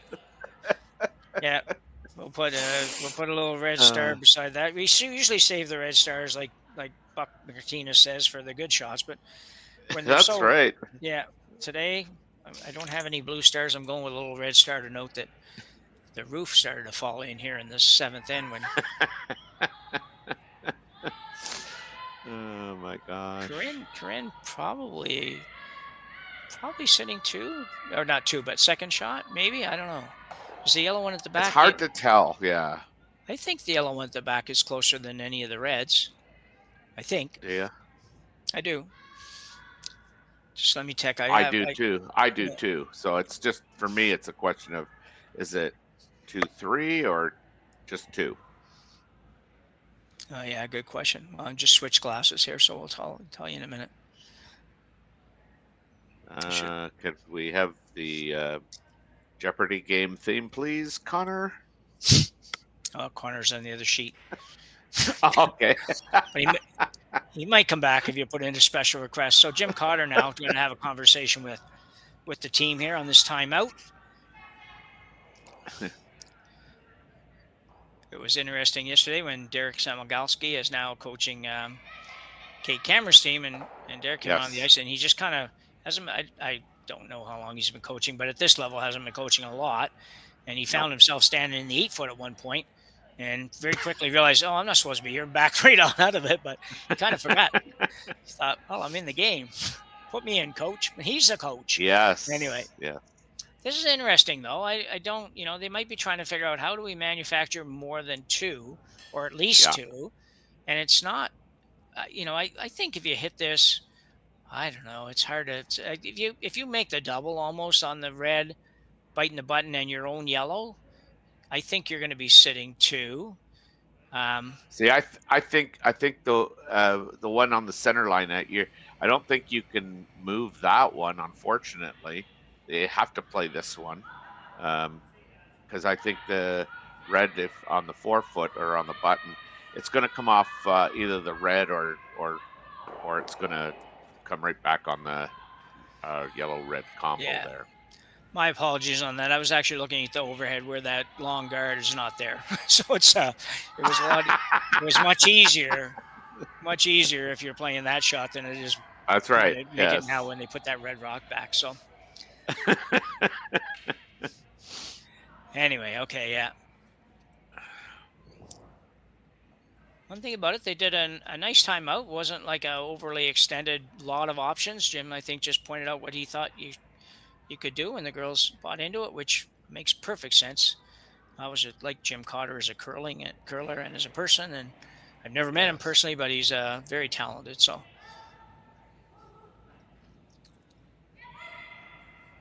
I'm going to try to hold this a little bit straight. Not quite sure where she has to hit it, but she's going to get that one.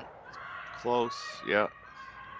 Well, I don't really know what the exact shot was, but a pretty good result, I think. I think that was pretty close to what they were trying to do. At least now she, potentially has an in-off for, I think the Korean team's going to take that right away from her. Well, they might, yeah, but you might have a double still back, so. Yeah. But so, I mean, you've done some coaching. When you come out, are you imposing, your shot on the team, or are you kind of just going to present options and let them pick? Yeah. Well, most of the teams I'm coaching they just aren't quite at the, like in Nova Scotia, they're sort of in that, probably that 3 to 6 range as far as ranking and junior and stuff like that. So most of the time they want to be told. I get the sense they want to be told, but I will try. And I found myself over recent years, although I'm not doing quite as much now, I do ask. I said, "What are you thinking, you guys?" And we kind of go through that, and then I will tell them what I think, and let them figure from there. But that's always a bit of a dilemma. And you see both, like when Reed Carruthers comes out Reed comes out with it's like he's telling them. This is what you do, and he's coaching one of the top 3-4 teams in the world, so he makes no bones about it. Like he's coming out with an opinion, and that's kind of it. And and some other people, you go out, you're thinking like, I don't know what the point of you even being here. Sometimes it's like you're just tell me what you're thinking. Yeah, okay, yeah. You just reinforce their thoughts, but it makes me wonder something. So it's interesting. It's a great question, Terry. I don't know how you do it yourself. We'll talk about that in a minute. So the out turn hit here. Trying to make the yellow go away and roll. She may not hit it. She did, but she took her ball. Ooh, they're going to score 1 if she doesn't throw. Lie down in front of the hack. Well, I think they're going to score 3 here. They could score 3 maybe. I think they will. I think they just talked about that she touched the yellow rock as if it is a third shot. Yeah, I think it is. Wow. So, out of absolutely nowhere, Corryn Brown has a chance to cut the lead in half here and actually play herself back into this. And it's with 4 ends to go. You never know. She has to stay here. You can't give this point away. So no, exactly. Absolutely needs to get the 3. I know at the start of the end we said you got to get 2, but when you have a chance for 3, you got to make this one, especially with being down 6-0. Yeah. Or in tennis terms, 6-love. 6-love, yeah. Yeah. Here we go. In turn hit for the 3. And I'll get that one started and then shift to her favorite watching position. Yeah. This looks pretty good. Will it over curl? It's curling pretty hard, but can't touch the yellow. That. Oh, she didn't. Whoa. Nice. It's a great shot. Have applause in the background. Yeah, that's me. Oh, I thought you had a fan base back there somewhere. So just looking at this, trying to figure out whether it's two. They're going to measure here for the third point. So we'll maybe try to hang in till the measure's up, and then we'll go to break. It's actually going to be the fourth end break. So I expect both teams will take a break.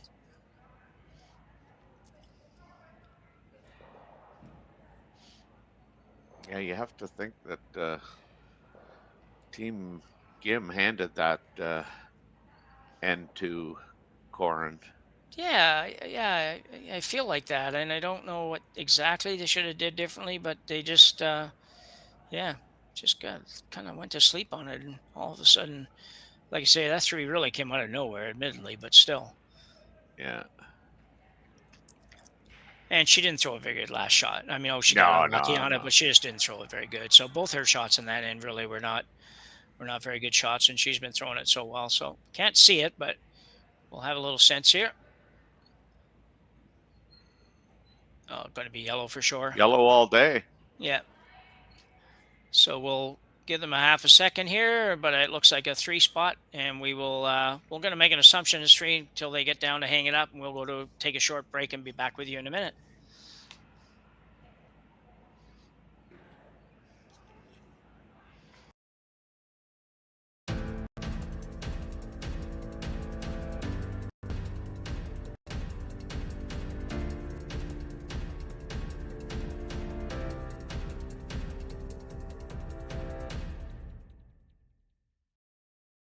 For over 20 years, the Sandra Schmirler Foundation has granted more than $9 million to hospitals across Canada for life-saving equipment for premature and critically ill babies. In the past 4 years alone, $4 million has been granted thanks to the curling community's incredible generosity. The need continues year-round, and with your help, we can ensure every baby has the chance to grow up and become a champion, just like Sandra.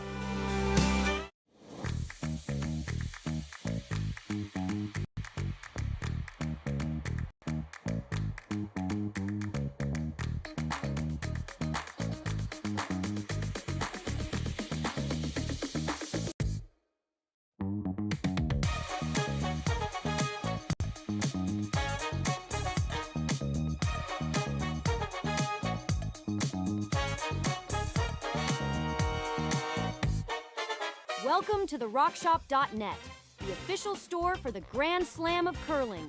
Whether you're looking for the best hats, stylish clothing, fun toys, or unique accessories, the Rock Shop has it all. Shop online anytime at therockshop.net for exclusive Grand Slam of curling gear, or come see us in person at your next event. TheRockShop.net, where fans find their favorite curling gear. Live curling rocks. And this November, the best in the world are coming to Tahoe. Get your seats now at gsoctickets.com. But hurry, early bird pricing ends in front of me here with the volume down. I can probably get the chat on that one, but anyway. Yes. I'm not going to try. So we're back. I think we're back, and it looks like we are. The break's pretty much over. Girls didn't take a long break today. Some of the breaks the last few days have been more like a 5 or 8 minute break, but ready to get at it. And Corryn Brown, Terry, all of a sudden picks up a 3 that I think we both would have lost money on if we had bet on that starting that end. But yeah, Clowder, some nice shots, some nice thoughts, and a little bit of help from the coach. And all of a sudden we have a 6-3 game. Still well in hand for Team Gim, but only maybe a little steal or two away from being right back in this, Terry. Right. Well, you know what? I mean, if UG Gim does not throw her last rock, I think she's, in all likelihood, she's scoring 1. Yeah. But obviously she threw it because she has to. But she ticks her own. She comes off that side wall, as they say, and ticks her own and leaves Corryn shot rock and third shot, and Corryn had just had to remove the second shot stone for 3. And I mean, even though she rolled way more than she wanted to, she did stop in time for 3. So yeah, that's gotta rattle um, Team Gim a little bit, and you just hope that it gives Corryn and their team a little bit of a jump. And here we're going around this corner or the center line guard, and I was just gonna say, if she ever happens to just tick that, it's like Corryn got to start to think like, man, like they've missed 2 shots. Well, yeah, I think mentally for Team Brown, I mean, they've all been around a long time. They're not going to be out there pouting when they're down 6-0. But at the same time, you got to have a little jolt of adrenaline here and a little bit of excitement happening that you didn't have right up until that last shot. So, yeah, it would have been interesting just to hear, the conversation that Jim Cotter had with his with the girls. Yeah, wouldn't it? Yeah. Maybe that's where we could start with the whole miking system somehow or other. If we could ever access what the coaches are having to say on their times out there, because more and more teams, as you know, I mean, more and more teams actually travel with coaches and things. Which years ago you'd have the maybe 1 team, 2 teams that had coaches. Certainly none of the men's teams would have coaches, and you had to be one of the very, very top teams to be able to afford to have your coach travel with you. So for sure, it's expensive. That's like that's a 5th man, or 5th lady, or 5th individual. Yeah. So Uijeongbu now with her second rock here in the 5th. And really, the Koreans are still, like I said, in pretty good control of this game. Just have to not be as messy as they were the last time. They just maybe a couple of iffy calls and a couple of iffy shots, but I don't expect that to happen again. So now they're back to pouring it on. Yeah. Corryn and her team, they put up the double centers. Yeah, perfectly. Chance to freeze here for Brown. Like Sarah Colton once again.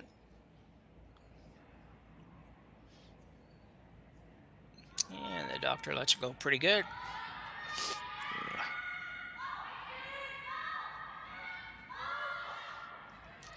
Sweepers put a little weight down on here, just trying to keep it moving the right direction, the right speed.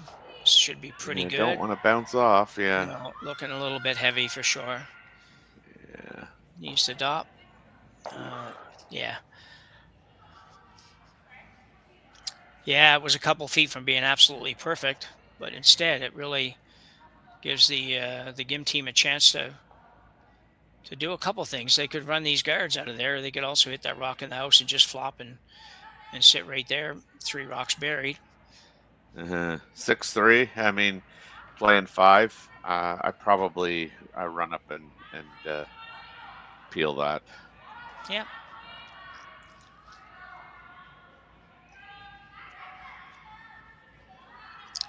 I mean, this is where Corwin actually wants to play. I don't know why I keep saying Corwin, but Corryn. Yeah, well, you've heard the name Corwin before too, but yeah, I know. I know a Corwin. That's why. Oh, do you? Okay, that's why. Yeah. Well, and that's why it's there's no W in this one. That's the thing. Yeah. So a pretty good single peel for Team Gim here. She was kind of looking for the double peel, but she'll take that. The challenge here for Corryn Brown is that what do you do here? Do you go another guard? Just go with, you come right through the port kind of thing, little port, but through there, a little chap and roll. I don't know if there's enough protection out there right yet, Terry. I don't think so either. Yeah. I mean, you got to be all in on steel, right? I mean, yeah. Yeah, for sure. It's fine to say, well, we could give up one and we're still in it, and we, come back, get another 3. Yeah, I know, but seventh, that's a big lead, and with only 3 hands to go, down, or if you're up 4 for the game squad. So Sarah Colton now. I don't know what they settled on. I looked away for a minute there. I'm not sure. Yeah. Going right in. I think they're going right in. It was kind of that little, as you mentioned, that little chap, and yeah. Needs to curl. Needs to curl a bunch yet. Well, not a bad spot though. I think. I'm still peeling that front, I think. Yeah. Yeah. Yeah, you could peel the front even into the, whatever way side, the right-hand side, I guess, as you look at the overhead of the red, and maybe move some stuff around. But I'm peeling this. That I'm just trying to right get away. that center right into the yellow. Okay. Like if I catch the yellow on the way by, that's great. But Yeah. I'm calling a straight peel on this. Okay. Girls going hard on this, whatever they want. Geez, are they ever? This is gonna catch the yellow one. Yeah, that was what I kind of saw as a possible bad situation, but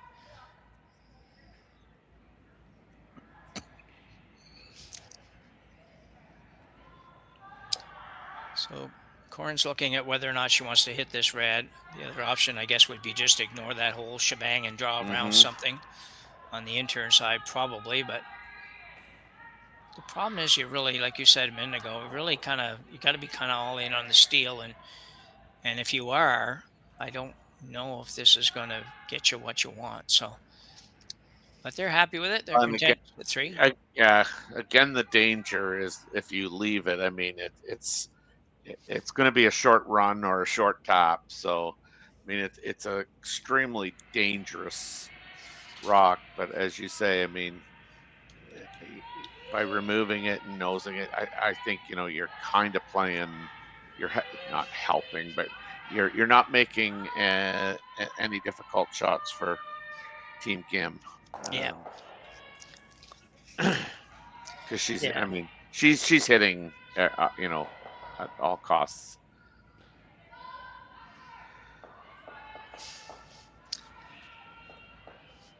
Yeah, I just don't see a lot of danger here yet for the Korean squad yet. She'll look at making a double here and get rid of a couple, maybe roll behind that guard. And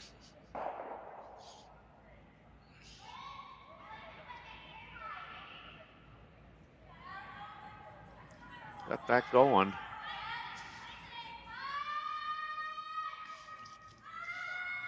Might just get them one. She does. Yeah. She got that going a bit. Yeah, now I like this, especially. I mean, you could remove the red ones and catch it right on the nose, but I guess, like I say, I think you got to be all in on stealing, because that 2-1, 2-1, 2-1 math doesn't work. No. But it comes closer than it did before the last 10. It most certainly does. Yeah. I have to get that little calculator back out and see. Well, maybe it does. Anyway, we're playing the draw here. I like the draw too. It's unfortunately going to be on the guard and short. Not going to do much really to help out the brown squad. And Pinkot's struggling a little bit. That really wasn't very close, Terry, to be honest.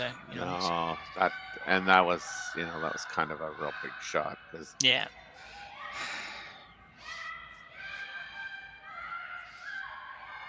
Looking at whether the doubles here, I think, where it goes. Yeah, she can hit the shot rock, and I think she's saying she can move the yellow one at the same time. We would need an overhead shot probably to see that a little better, but yeah, Roy might be able to pull that up. I didn't think she'd hit the yellow on the back side, but it looks like she will. There, you can see it there. Yeah. It's close.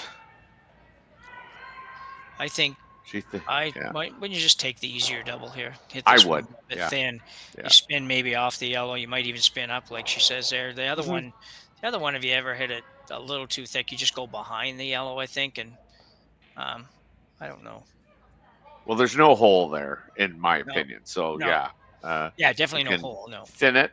Yeah, you can thin it and over into the other yellow, and as you say, it might even, depending on how much you get of it, you could pop it up into the 8 foot there and behind everything. Yeah.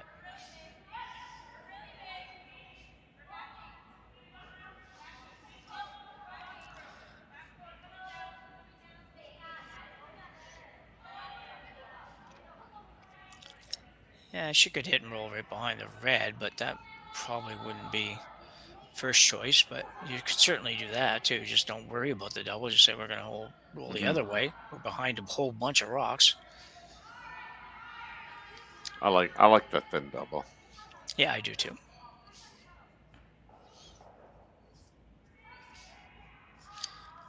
The only risk at all is you just hit it. You almost make it, but not quite. You hit it a tiny little bit too thick, and you go over and you don't end up with shot rock. Brown still ends up shot either there or back on the tee line or back of the 4-foot or something like that. So, but even then, you're not in a horrible position. But so here it comes. Looks like that's what she had settled on anyway, hitting the rock that's half 12, half 8. Try to hit it, what, a quarter of a rock or something like that, Terry? It'd be probably close. Yeah, Half a rock, maybe at most. Half is probably too much. Half is too much, I think. Yeah. So a quarter to a third, somewhere in that neighborhood, and you should make the double and maybe roll right up in behind the guards. So it's on its way. Yeah. This is Minji Kim. Be real This close. has got some heat on it. Yeah. They're perfect. That's kind of what I mean, it even rolled further than I thought it would, but yeah. Well executed. I think it was a great call. Let's see here again. I think you're right.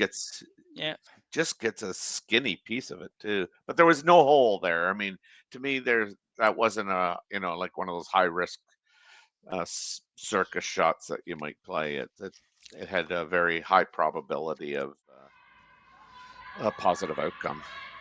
Yeah, I agree, and it was you didn't even really have to throw quite that hard because she bombed it. Yeah, that was pretty heavy. I haven't seen a lot of peels that thrown that hard, but so as a result, probably roll a little further. Yeah, ideally, you don't need to roll that far, and you have a little bit better piece of the 4-foot or something. But great shot, and it's your rock right down front. So even if Corryn Brown buries this in here somewhere, you'll have yours or the little short 5-6 foot max run back. Pretty good situation, but. Yeah. From Corryn Brown's point of view, you do at least have something to work with for potential steal, which, you wanted to have when you started the end. So that's right.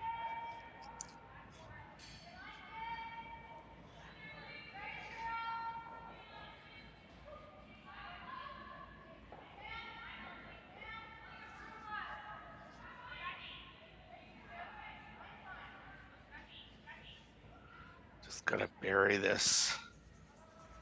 Well, you may not have to be. Oh, that's okay. It finished nice. I think that's pretty good, actually. I think you distanced it a little bit, so if Kim decides to play the run, much harder than it could have been. Yes, it's behind the tee line, all that kind of stuff. But sometimes it's a trade-off, right, Terry? Like sometimes, we got to create a little bit more space here. If we're buried at right where her broom is, she's got a 2.5 foot run back, and with almost no chance of missing it. So now you actually have caused a little bit more concern for Team Gim and what they do here. She might make it perfect, and you have nothing, but that's the way it is. Yeah. And I think the good thing is if she sits on it, I mean, you still have room to get shot rock and.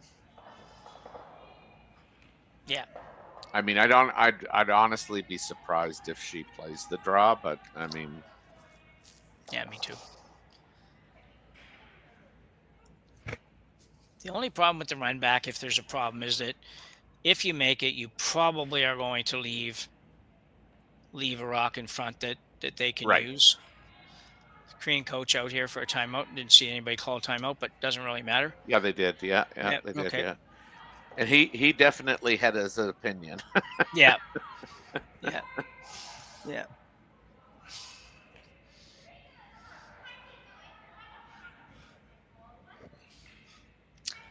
So the coach is on his way back, and the girls are just going to clarify exactly what they're doing here.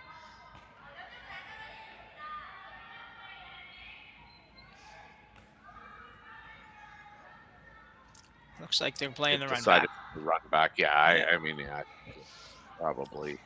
I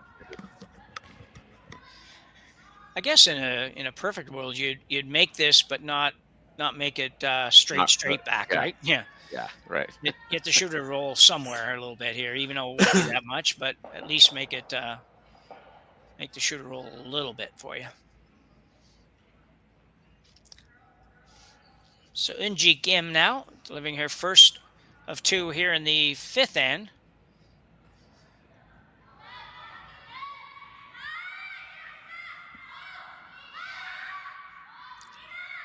And she's been close all day on all of these, so I would expect she'll be really close again. Looks perfect.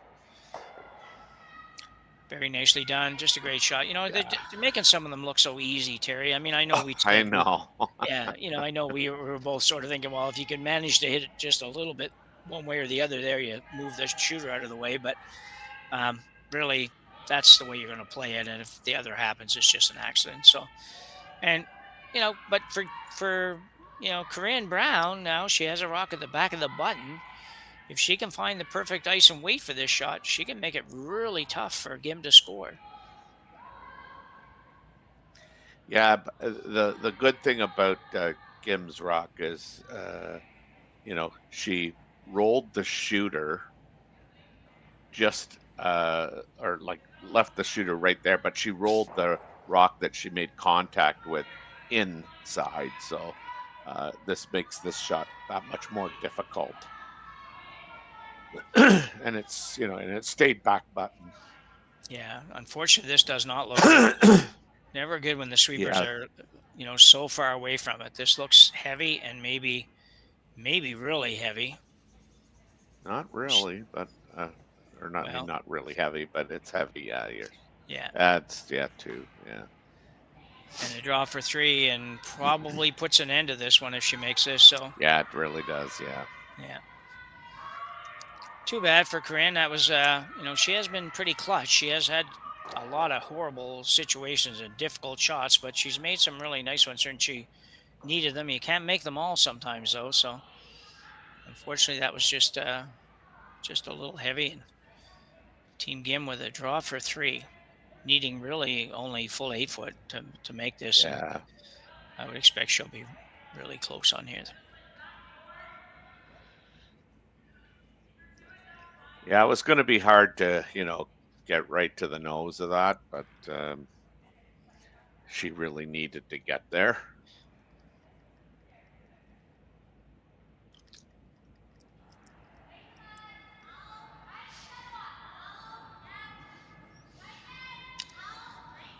So Eunji Kim with her sweepers, Suji Kim and Yeon Seol. Seol trying to make this shot for her and put it right on the tee line would be great. And coming in pretty nicely. Not too much of a problem for the skipper. She picks up three. That's it. That's just so unfortunate, you know. But I mean, unfortunately for Brown, I mean, they had to gamble all out, and now, you know, you're down 9-3 and playing 6. I think we're done. Yeah, we were just stalling for a minute there to see if they were going to continue playing. They sure are having a discussion about it. We can hang in for a couple of seconds. They might decide it's the end of, you know, early in the morning. Maybe we go another end. It looks like they're going to. So Team Gim does pick up three, as Terry said, takes a 9-3 lead as we go to end number 6 here at the Saville Grand Prix in Edmonton, Alberta on Curling Stadium. We'll be back after the break. Hey Ben, what's the Aztec Safety online e-learning website again? Yeah, that would be AztecSafety.com. Fire extinguisher and firefighting, we'll send that one to Paul. Ah, now here's a course I should probably take. Conflict resolution. Power line safety. Yeah, I thought it might help me with my line calls. Did you know this Aztec website has over 100 safety courses? Jeez. Aztec Safety online course. Ground disturbance. Could have used that a few seconds ago.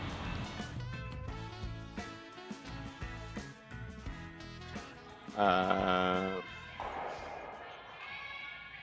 restricted mode. The 2025-2026 Grand Says Slam of language Curling schedule English, is out, but it's with not big events translating happening it. So all over Canada, I wonder like the Masters if I heading just to London in refresh the September. screen whether that The helps. Tour Challenge from Nisku this October. The Canadian all. Open I'm still from trying to figure out how to Saskatoon in find any December. viewers. And the Players' Championship from Steinbeck coming in January. Early bird weekend and full event passes on sale now at gsocktickets.com. Let's rock.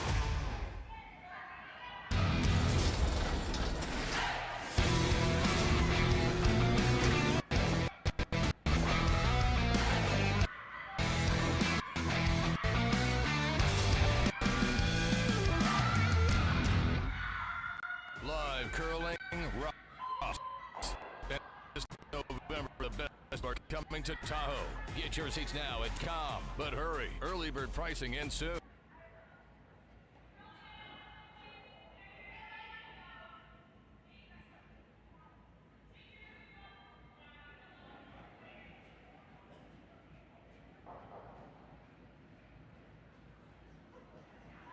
Terry, we thought they might call it a day after that end. What are you thinking with Team Brown? Just looking for a little more ice time kind of thing?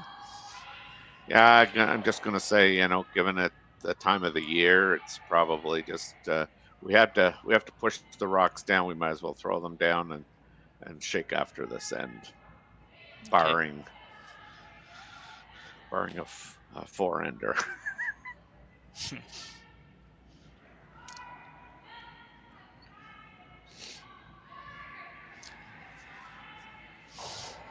So just typical strategy here. Team Gim throws a couple in the house, lines them up pretty nicely. Actually, they've been really solid with that sort of situation all day.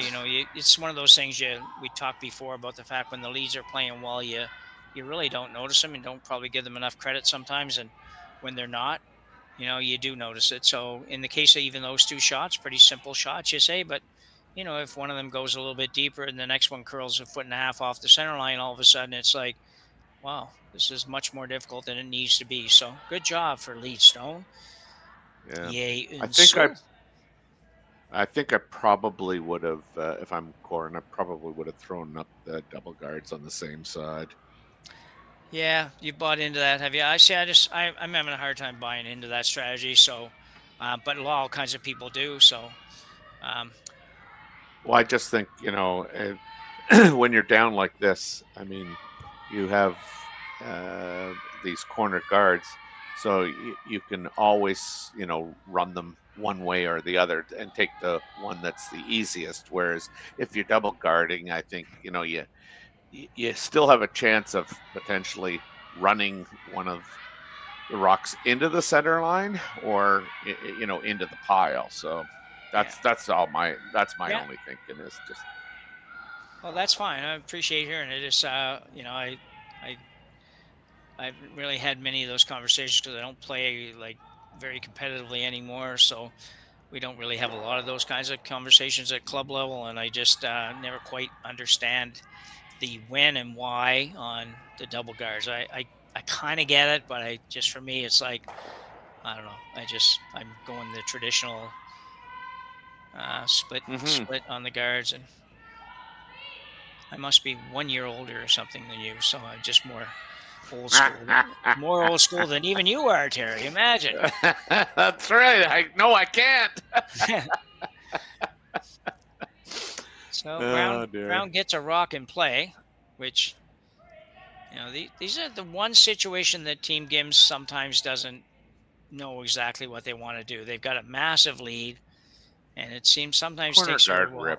rip, Takes her a little while sometimes to convince herself that we don't that's all we need to do is do this. We don't need to get all that fancy. So second stone, Suji Kim. First of the two left-handers, or second of the two left-handers, I guess, maybe. And she is the second. Yeah, exactly.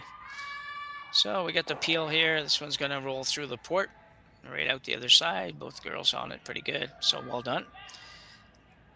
And definitely the right call, even though she did hesitate. She at one point thought she might draw, but yeah.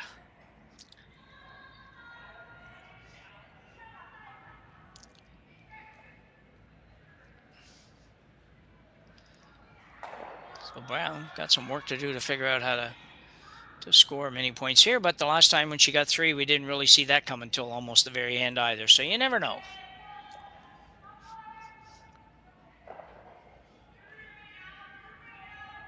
Optimism. Yeah.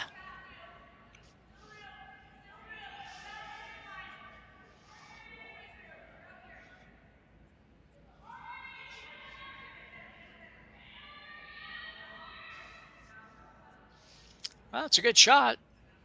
It is.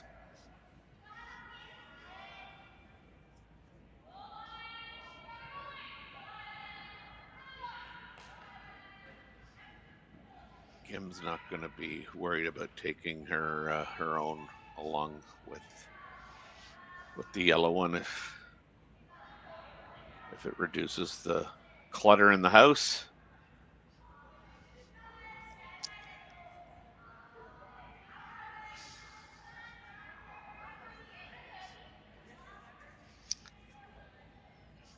So I have some exciting news, Terry. Exciting news. Probably not to anybody but me and maybe a little tiny bit you and nobody else.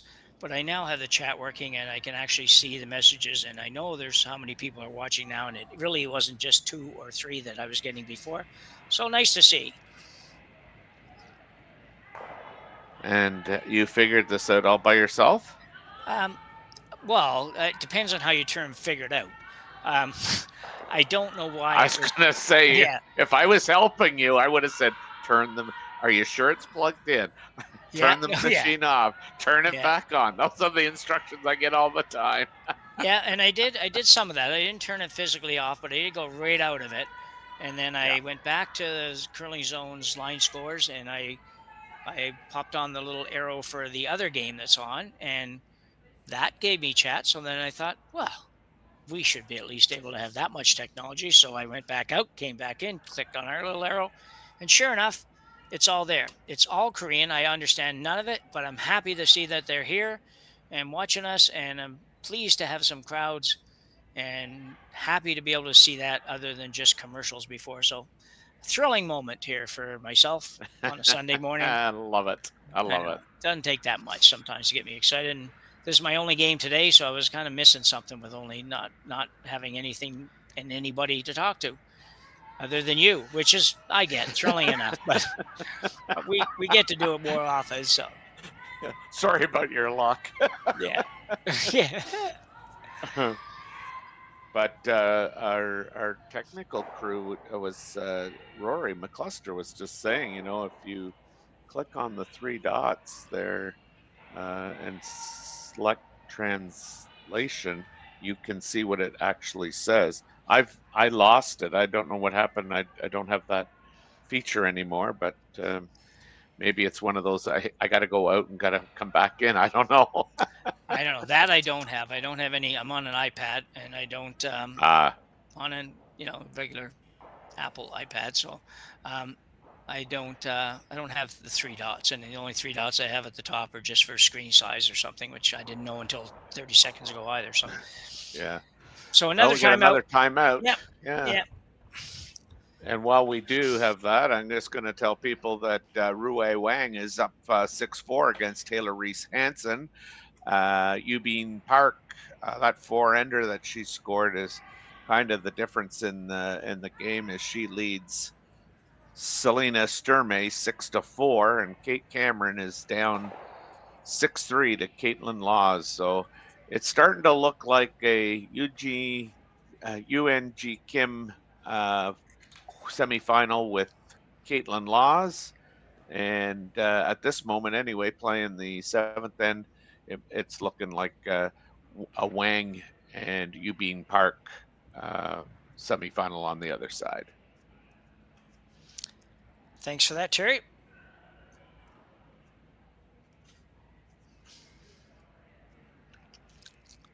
So hard here to even, to try to give your team a little bit of support and information on what to play here. It's just so, it's so difficult. And I don't know what they decided on. We'll see here in a minute. Look like some kind of a yellow on red, but it might not be a takeout. It might just be a tap. I'm not sure. We'll see in a sec. Right. Oh, neither of the above, just a freeze. It just looks like a freeze, yeah. If you bump it, 5-6 inches, that's not bad either. So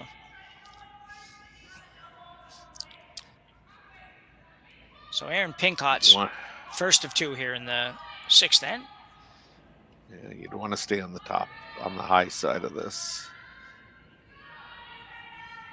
Aaron's been a little bit off on draw weight here the last few ends. She's been in the neighborhood, but just a little off.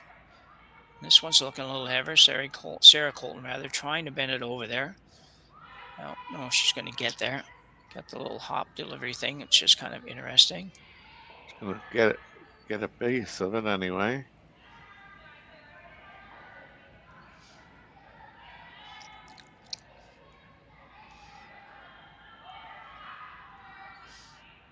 Not the end of the world.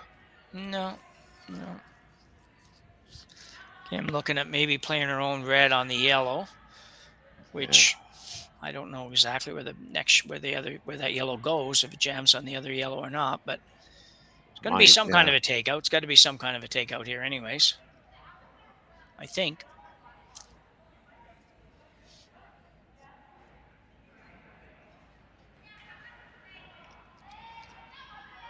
So we got a little red-yellow hit here. No ice. So she better make sure she's not tight.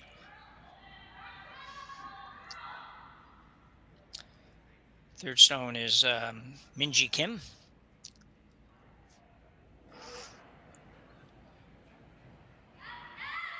That looked pretty nice.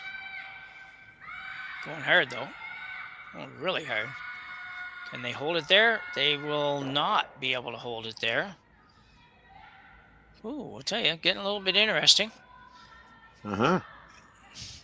I kind of wondered, it seemed, I just thought, that I figured you had to take a little bit of ice. She really took none, so. Yeah. I mean, edge of the rock there, assuming it doesn't back up on you, would have been fine. Like, that's kind of where she wanted to hit it. So, just Corryn Brown now will play, I think, the same shot, basically, just kind of freeze to the yellow and get the line right. And I'll tell you, Terry, if she makes this and makes it good, it could be interesting as we move to the last couple shots here. Kim might have a problem getting rid of almost anything, to be honest. It's yellow.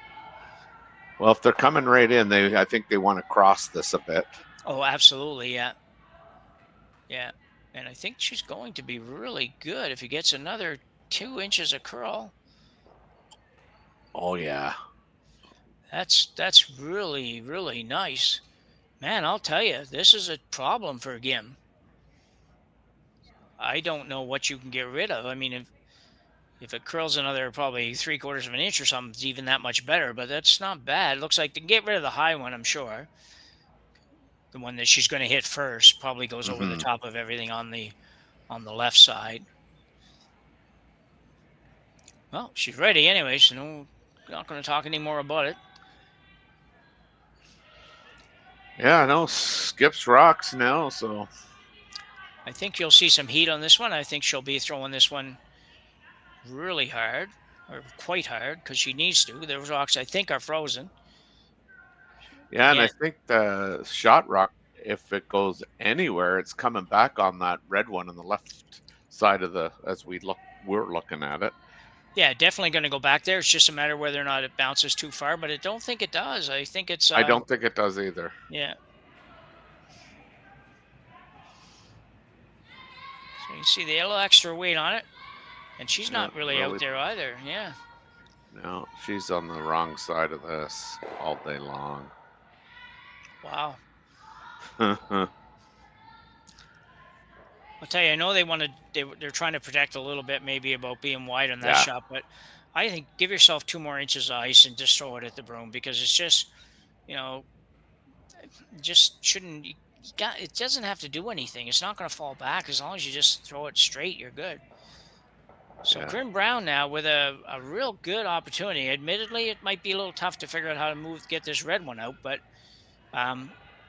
boy, I like it a lot better than I thought I would have liked it at the start of this end. I didn't think she'd ever get an opportunity to score 3 or more. And right now, where do you go here, though, Terry? That's the big problem. Yeah, that's the difficulty, because I don't think you can remove the red one, really. Yeah. I suppose if you made it perfect, you push the red one through that hole, and if you catch the yellow one, just a piece of it, it's gonna go back on the red one in the 8-foot. So where she has her now room you're right now, yeah. Sorry, go ahead. So right now, I mean, you're sitting 3. I don't know how you protect 3, because Gim just runs the red one right in. Yeah. And you hit that anywhere on the the wing side of the red, and you're probably making 2, if not potentially 3 go, depending on where this ends up. Yeah. But I think this freeze on the yellow, lining up with that back red, was my first thought. But again, recognizing, like you say, you're probably not leaving a hole, so Gim could come down and blast the red one and make sure she's going to get rid of a bunch, at least a rock or 2. Yes. Yeah. And Yeah. be in a good Yeah. position. So, but the options to me are like, I'm trying to think of what options. She could actually guard the red one, let her whack away at something else, but that means you probably aren't going to get as many as you wanted to get. I don't know. This is a tough call. Yeah, I mean, so I first thought about, like you said, my first thought was, I wonder if you just guard the red one. Yeah.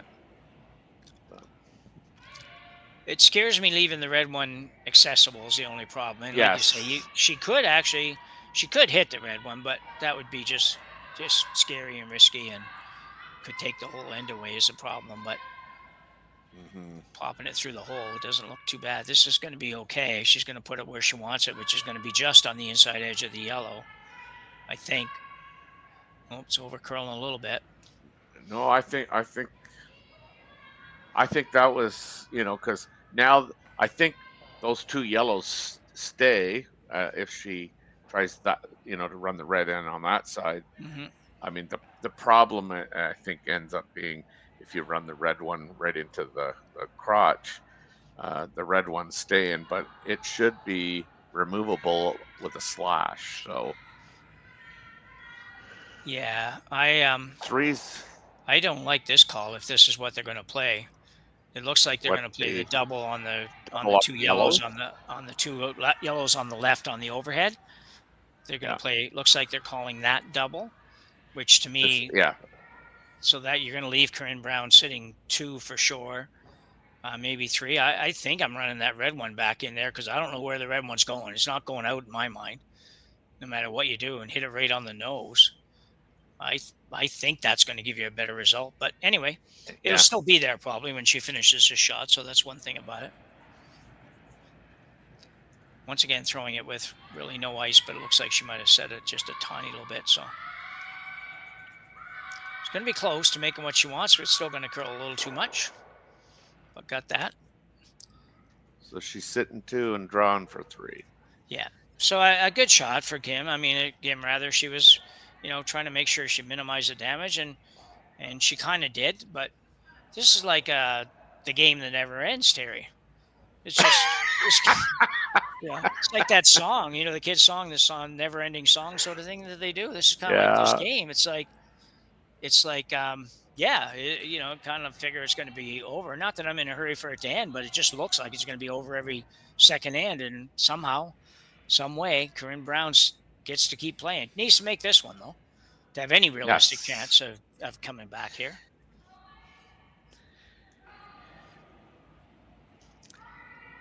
Yeah, down 3 is better than down 4. Yeah.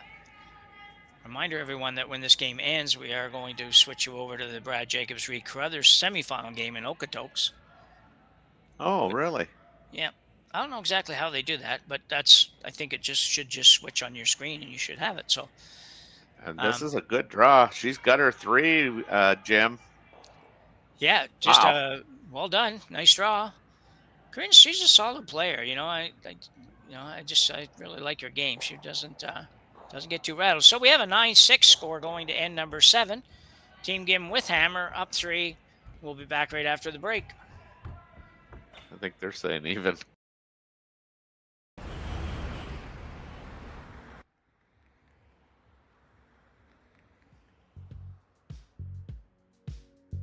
That's life. That's what all the people say.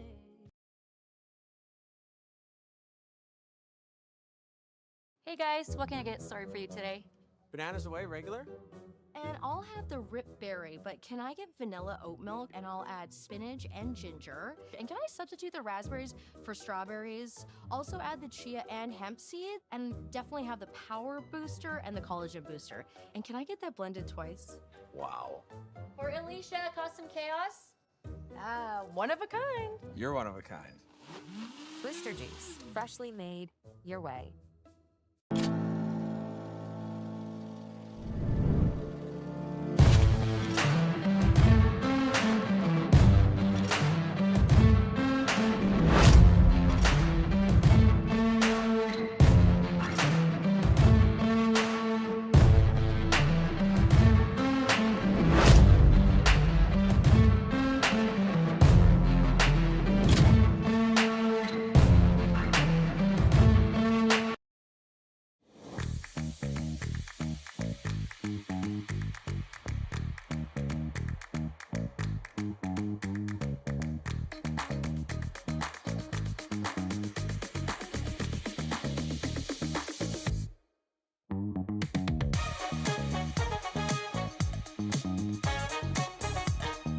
Looked at that.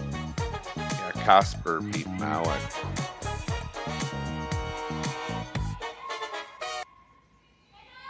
Wow. Casper out of the U.S. Oh, we're back. Yep. So, 2 ends to go, or we think 2 ends to go. We could be playing extra ends yet the way we're going here. So, Corryn Brown with another 3, not back-to-back 3s, but back-to-back 3s with hammer. So she scored 6 points. So she's winning the second of the 3 end blocks. Yes. That's the good news for Corryn, but she is down 9-6 here, and Team Gim having hammer and 7. Still a long way back for Team Brown, Terry. They honestly can't afford to do much less than steal 1, maybe 2 in this end to have a shot here in the last end. But you know what? They're still playing, and they're still within reach, which, half an hour ago we wouldn't have thought was possible. So good for them. That's right. And I think, like you said, I mean, if you steal 1, you can play 8. If you steal 2, you can for sure play 8. Yeah, exactly. Yeah. This one's over curling, I think. Or no, I guess that's probably about where they wanted to be, was on that center line. Center line, yeah. It's funny, none of those rocks are in the overhead picture, if that's our end, which I assume it is. So, oh, there we are. Yeah, there they are. Yeah. All right.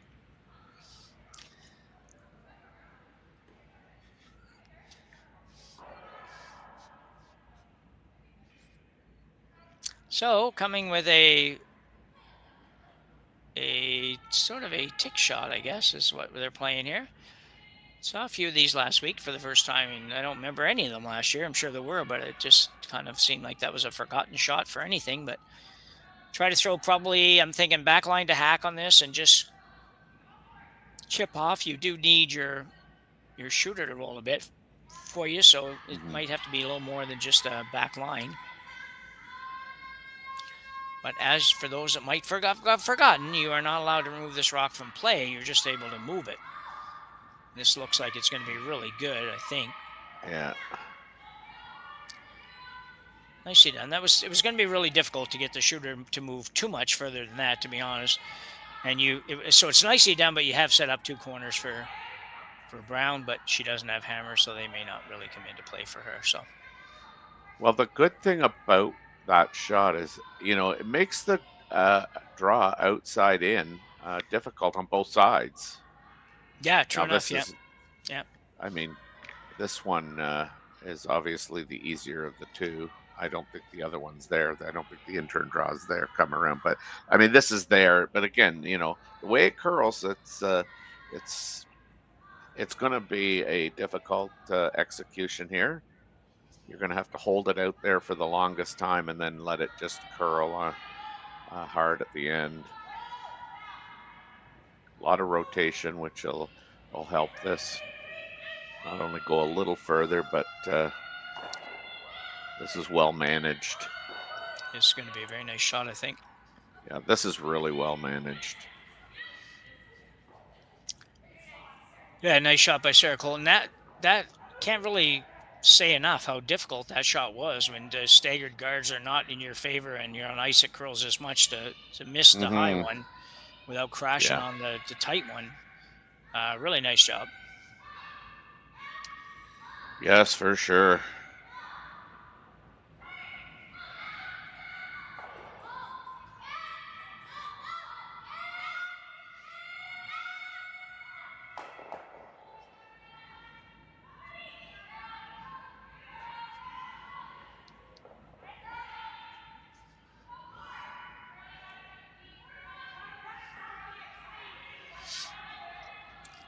So we get rid of a guard. Corryn Brown now will try to put another guard up on the center line. Toughest part for Corryn here is that she recognizes too that stealing you kind of do need to steal two, but you kind of, as you mentioned earlier, sort of have to solidify the one before you can get two. Yeah, I mean, I think you skip this to steal one right up until kind of your last rock, and then reevaluate the situation to see if there's anywhere you can put a rock that might get you the potential steal of two. This is just going to curl a tiny bit.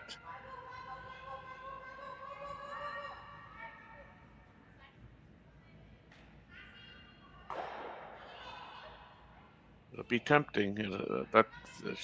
She's not going to fall for it, though.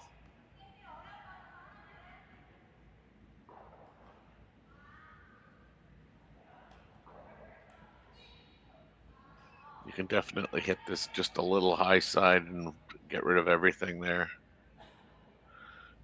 I don't know whether she's chosen that or straight peel. And this, now she would have to hit it a little low side, but they all go. Oh yeah, she's crossing this.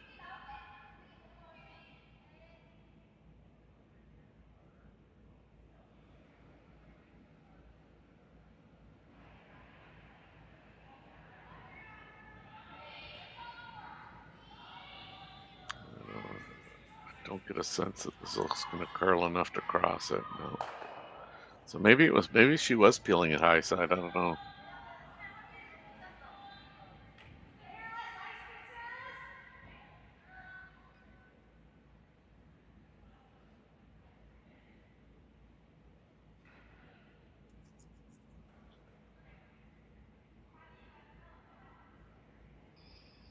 We're going to just replace the guard.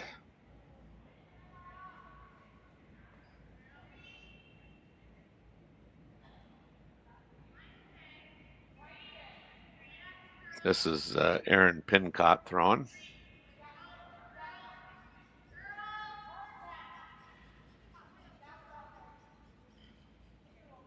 Chest chap off, yeah.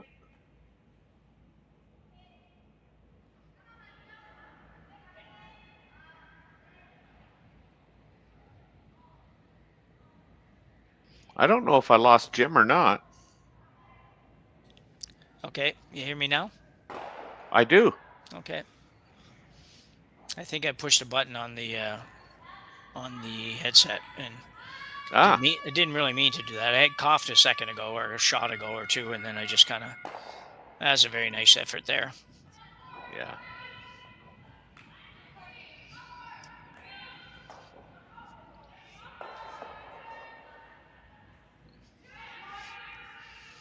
Now, NJ Gim's third, Minjin Gim, will tackle the vice on vice. Yeah. So not yet. This is going to be Aaron No, Pincott. yeah.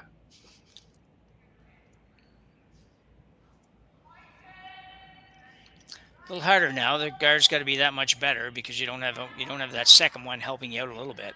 That's right.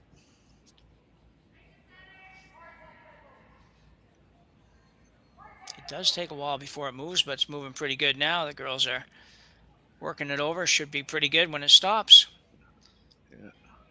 Yeah, it's one of those gettable shots that if you had to get it right now, you try to get it. But I think she's going to still play the run and hopefully make the double. Hit a little bit on the right as we look at it. You should be able to make the double, roll the shooter out of the way, and be in a pretty good position. I don't think you want to do that, do you, Terry? Yeah, no. I don't think I'm doing that. No. Ripping all day.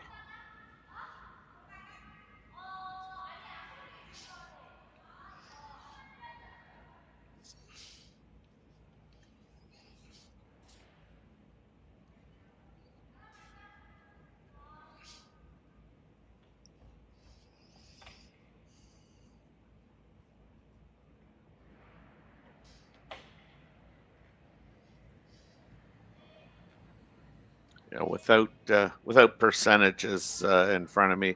I mean, I don't know about you, Jim, but I feel that the front ends have kind of both been about equal. And again, just an opinion without anything to back it up. I think Minji Kim has outplayed Aaron Pincott at the third level. Yeah, I would probably think that that's fair. Aaron's just had, she's had probably three or four shots that were close but didn't work out, and really shots that didn't change the end in a positive way. So that's probably correct. Well, I'll take probably. Yeah, because I don't know. I just don't want to be committed if we're wrong. I'd rather be able to blame it on you than me. So well, and that you can do. yeah. I don't know who I'm gonna do that to. So Corryn Brown now throwing up a guard.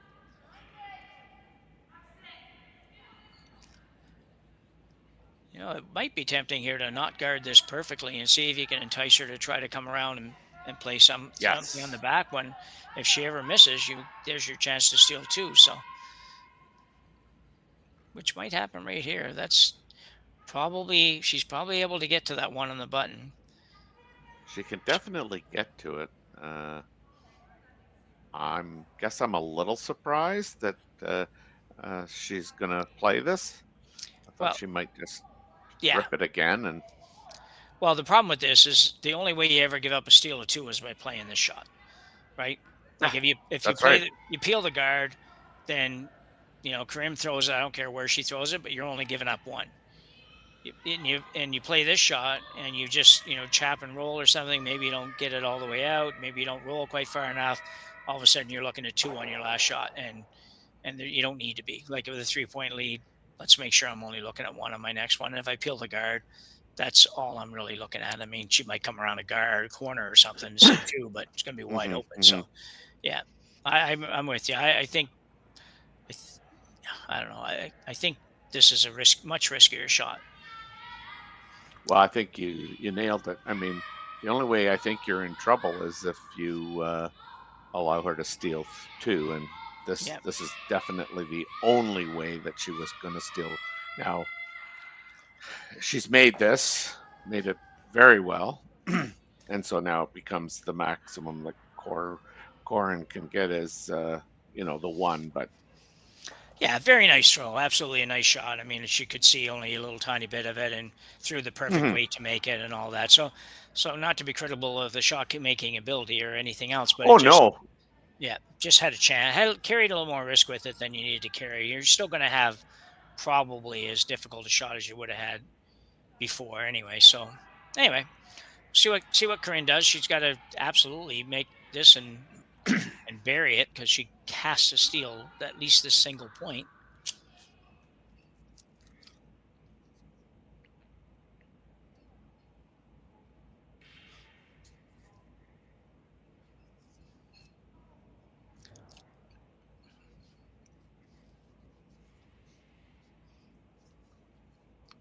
So Brown's last rock here, throwing an in-turn hit, hoping to get a roll underneath and make the last shot of Gim a little bit more difficult. Yeah, she's throwing a little more weight at this than I thought she'd throw, but well, it's going to be Have to pretty good, go. I think.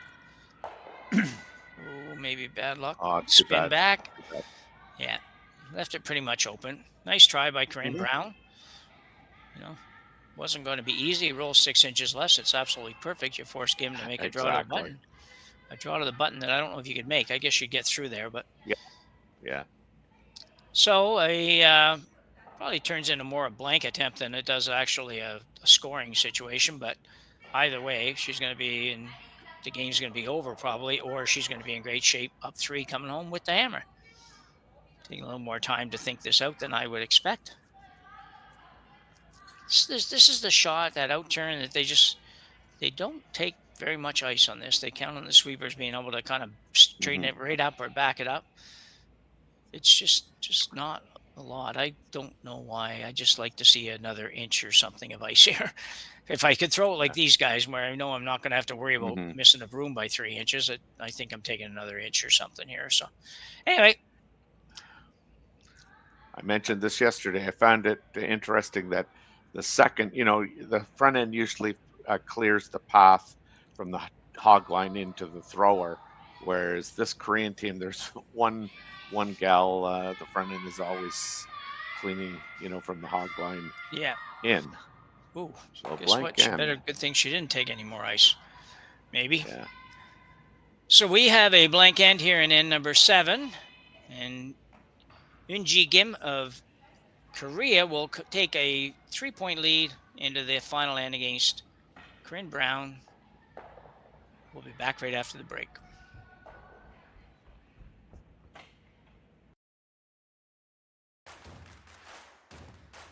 Imagine being able to stream every curling game from every sheet from any event, be it your Wednesday league game, bonspiel, or corporate event.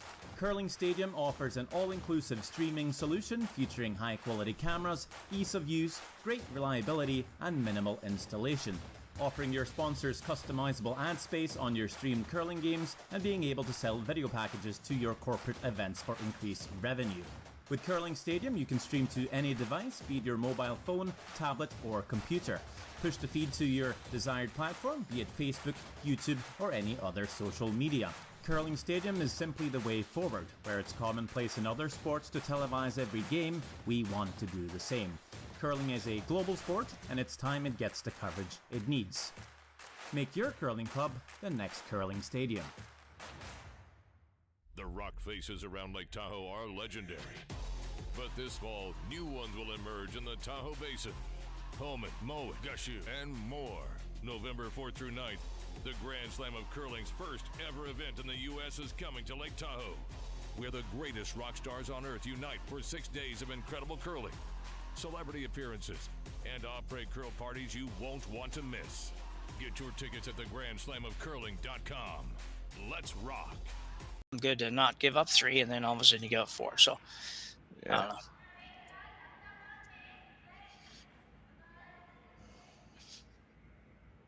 So we're back for end number 8 here at the Saville Grand Prix in Edmonton, Alberta. We are at the Saville Community Sports Center. Jim Nix with Terry Corryn, watching a game that's been pretty wild for the last few ends, Terry. And at the end of the day, Gim has a pretty solid 3-point lead with Hammer playing this last end, but stranger things have happened probably. So you never know.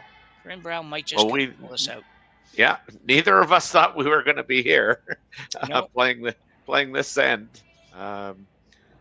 We had handshakes after 4 or 5 ends, but here we are. Yeah, well, for the first 4 ends, Corryn Brown couldn't get anything going, and really was was probably almost fortunate to only be down 6-0, to be honest, because she didn't have a lot of help and she wasn't quite sharp, and yeah, then all of a sudden they get 3 and they give up another 2 and then get another 3 and they're in the hunt. So Double guards on the center line.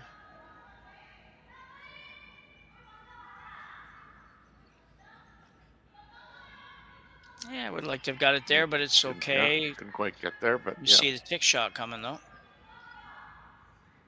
Looks like a hack weight call. She's trying to get across the face of this, maybe, or I'm not sure, but whatever. She is playing a tick shot, one side or the other.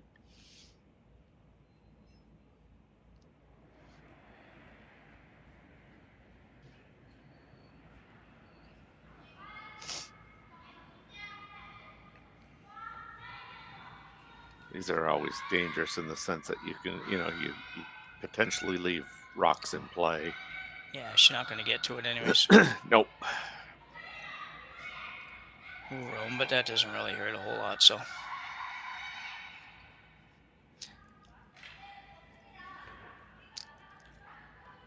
So Corryn now coming around the guards. I guess, Terry, you go around the first time and hope that they don't make the double peel and just get one and probably throw one more guard back up and hope for the same thing, and then come around again and just pray after that, because it's going to be you're going to need 1 or 2 wide open misses to pull this out. Right. But you just make them as difficult as you can. That's all you can do. That's right.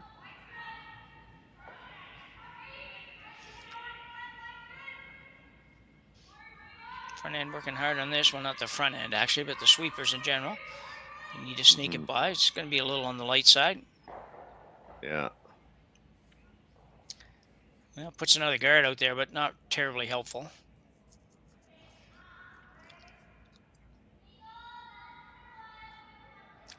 Quick reminder to everybody, we will be here for the semifinals and finals here of the Saville Grand Prix. And we will have commentary on all 3 of those games, I think. So look forward to seeing you the rest of the day here on Curling Stadium, Edmonton.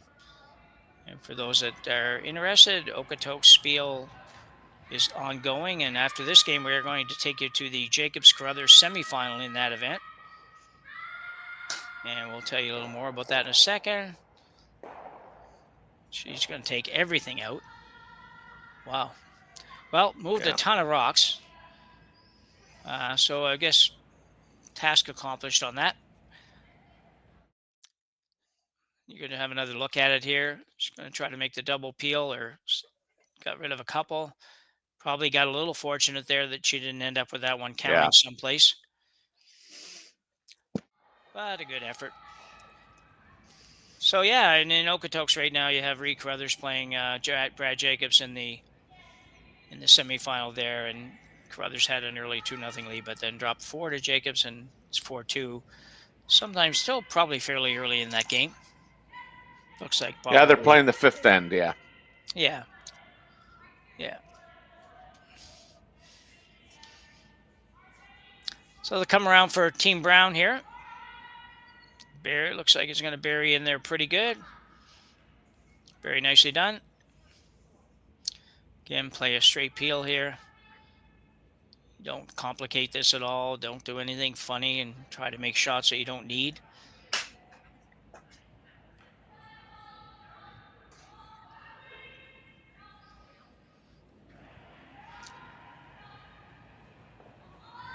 Yeah, just keep it simple. Hit and go. You've got the hammer. You don't need to try and run that back and make the double. No, usually what happens there, you know, the 2 bad things can happen. You run it straight back and nose it, and that doesn't help you. Or almost worse, sometimes you run it back and it misses it by like a half an inch, and your shooter now stays out there and just gets it can get messy quicker than it needs to. I mean, you shouldn't be in any trouble with up 3 with hammer, but you also shouldn't have to throw the last one looking at 3. So yeah, I mean, ideally here now you go around the corner guard. Gim hits the open one. You go around the corner guard a second time. she rips the guard, and you take out the shot rock. If she stays, and she has to throw her last one. Yeah.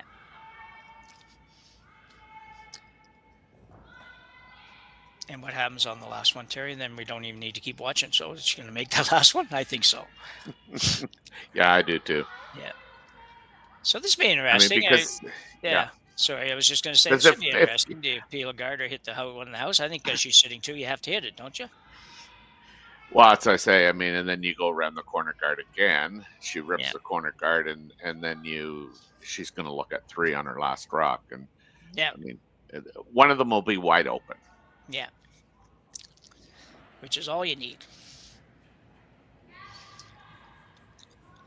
Unless you try and rip the guard, and don't rip it. Yeah, I don't think she's even playing that. I think she's playing the one in the house. Yeah. Try Oh, and she make makes the double. No, roll over the, Oh, over the I was top. going to say that would have been.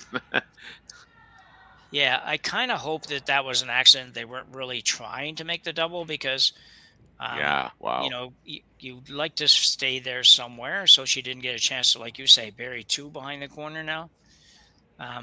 But still pretty safe for Team Gimp.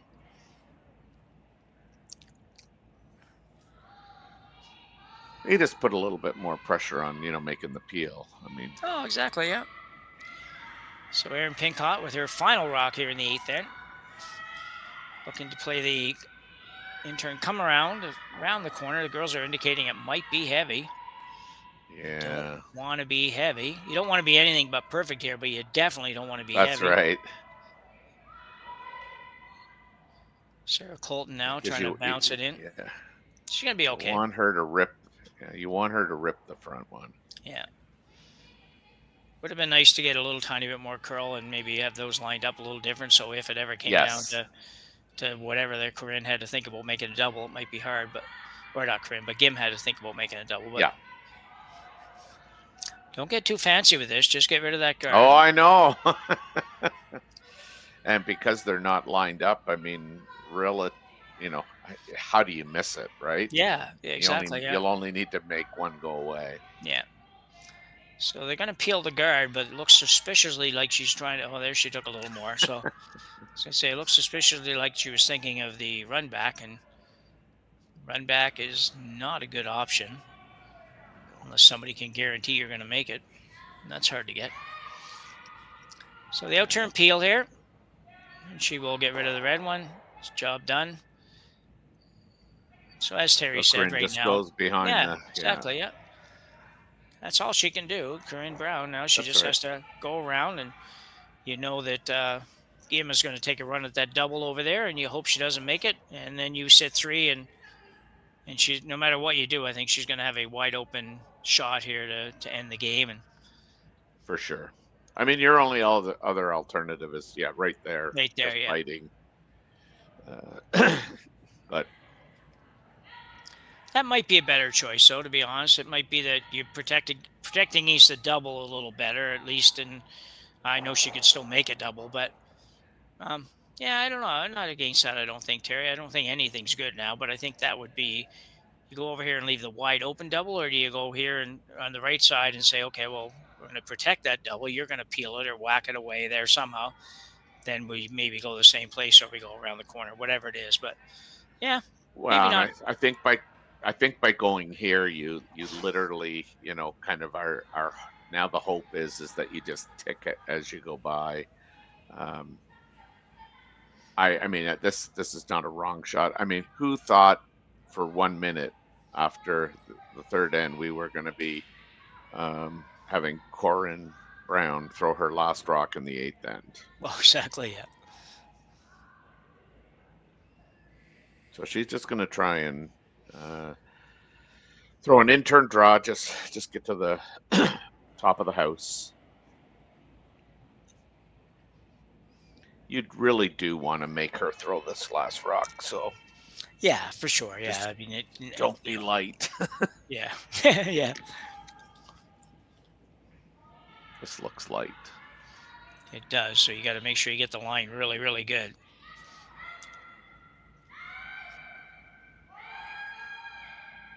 Oh, maybe she was playing it light. I don't know. I mean, I think now you play. Yeah, she's playing this. So. Yeah, hit anything back there. Just make sure you hit something. But again, I'd be so inclined to peel that corner myself. Like, I mean, if you think about this, I mean, not that she's going to throw it tight or anything like that, but you know, if you just tick that yellow guard, the one that Corryn just threw, I mean, who knows? Not only could you tick it into the house, you could tick it off the other corner guard. I mean, that's highly unlikely, but I'm just saying, you know, there's some things that could happen that you don't want. Yeah, I think it's I kind of hear you, and I'm kind of thinking, well, if you make contact with that one at all, this is the problem here. Is if you just happen to touch. The bigger problem for me is if you ever had to just touch that one, the high one there. That's what and that was close. Yeah, really close. Yeah, you might have just slid by everything, and you're still probably going to end up with a wide open hit. But Team Gim does survive really the comeback effort of Corryn Brown as she clawed back from a 6-0 deficit, as you say, made Gim throw her last rock here in the 8th, which we would have bet a lot of money on against earlier today. So, it wasn't quite her last rock, but oh yeah, right. She did that. Yeah, that was. Yeah. Well, whichever. Anyway, so it was a good effort for Corryn Brown to kind of get to where she would in this game, and so we'll thank everybody for watching us this morning, and on behalf of Terry Corbin and Rory McCusker and myself, Jim Nix, I encourage you to flip over. We're going to stay. I think we're just staying right here, and they're going to flip to the Jacobs Carruthers game. And we'll see you this afternoon for the semifinals and finals of the Saville Grand Prix here in Edmonton, Alberta on Curling State in Edmonton. Bye for now. Live curling rocks. And this November, the best in the world are coming to Tahoe. Get your seats now at gsoctickets.com. But hurry, early bird pricing ends soon.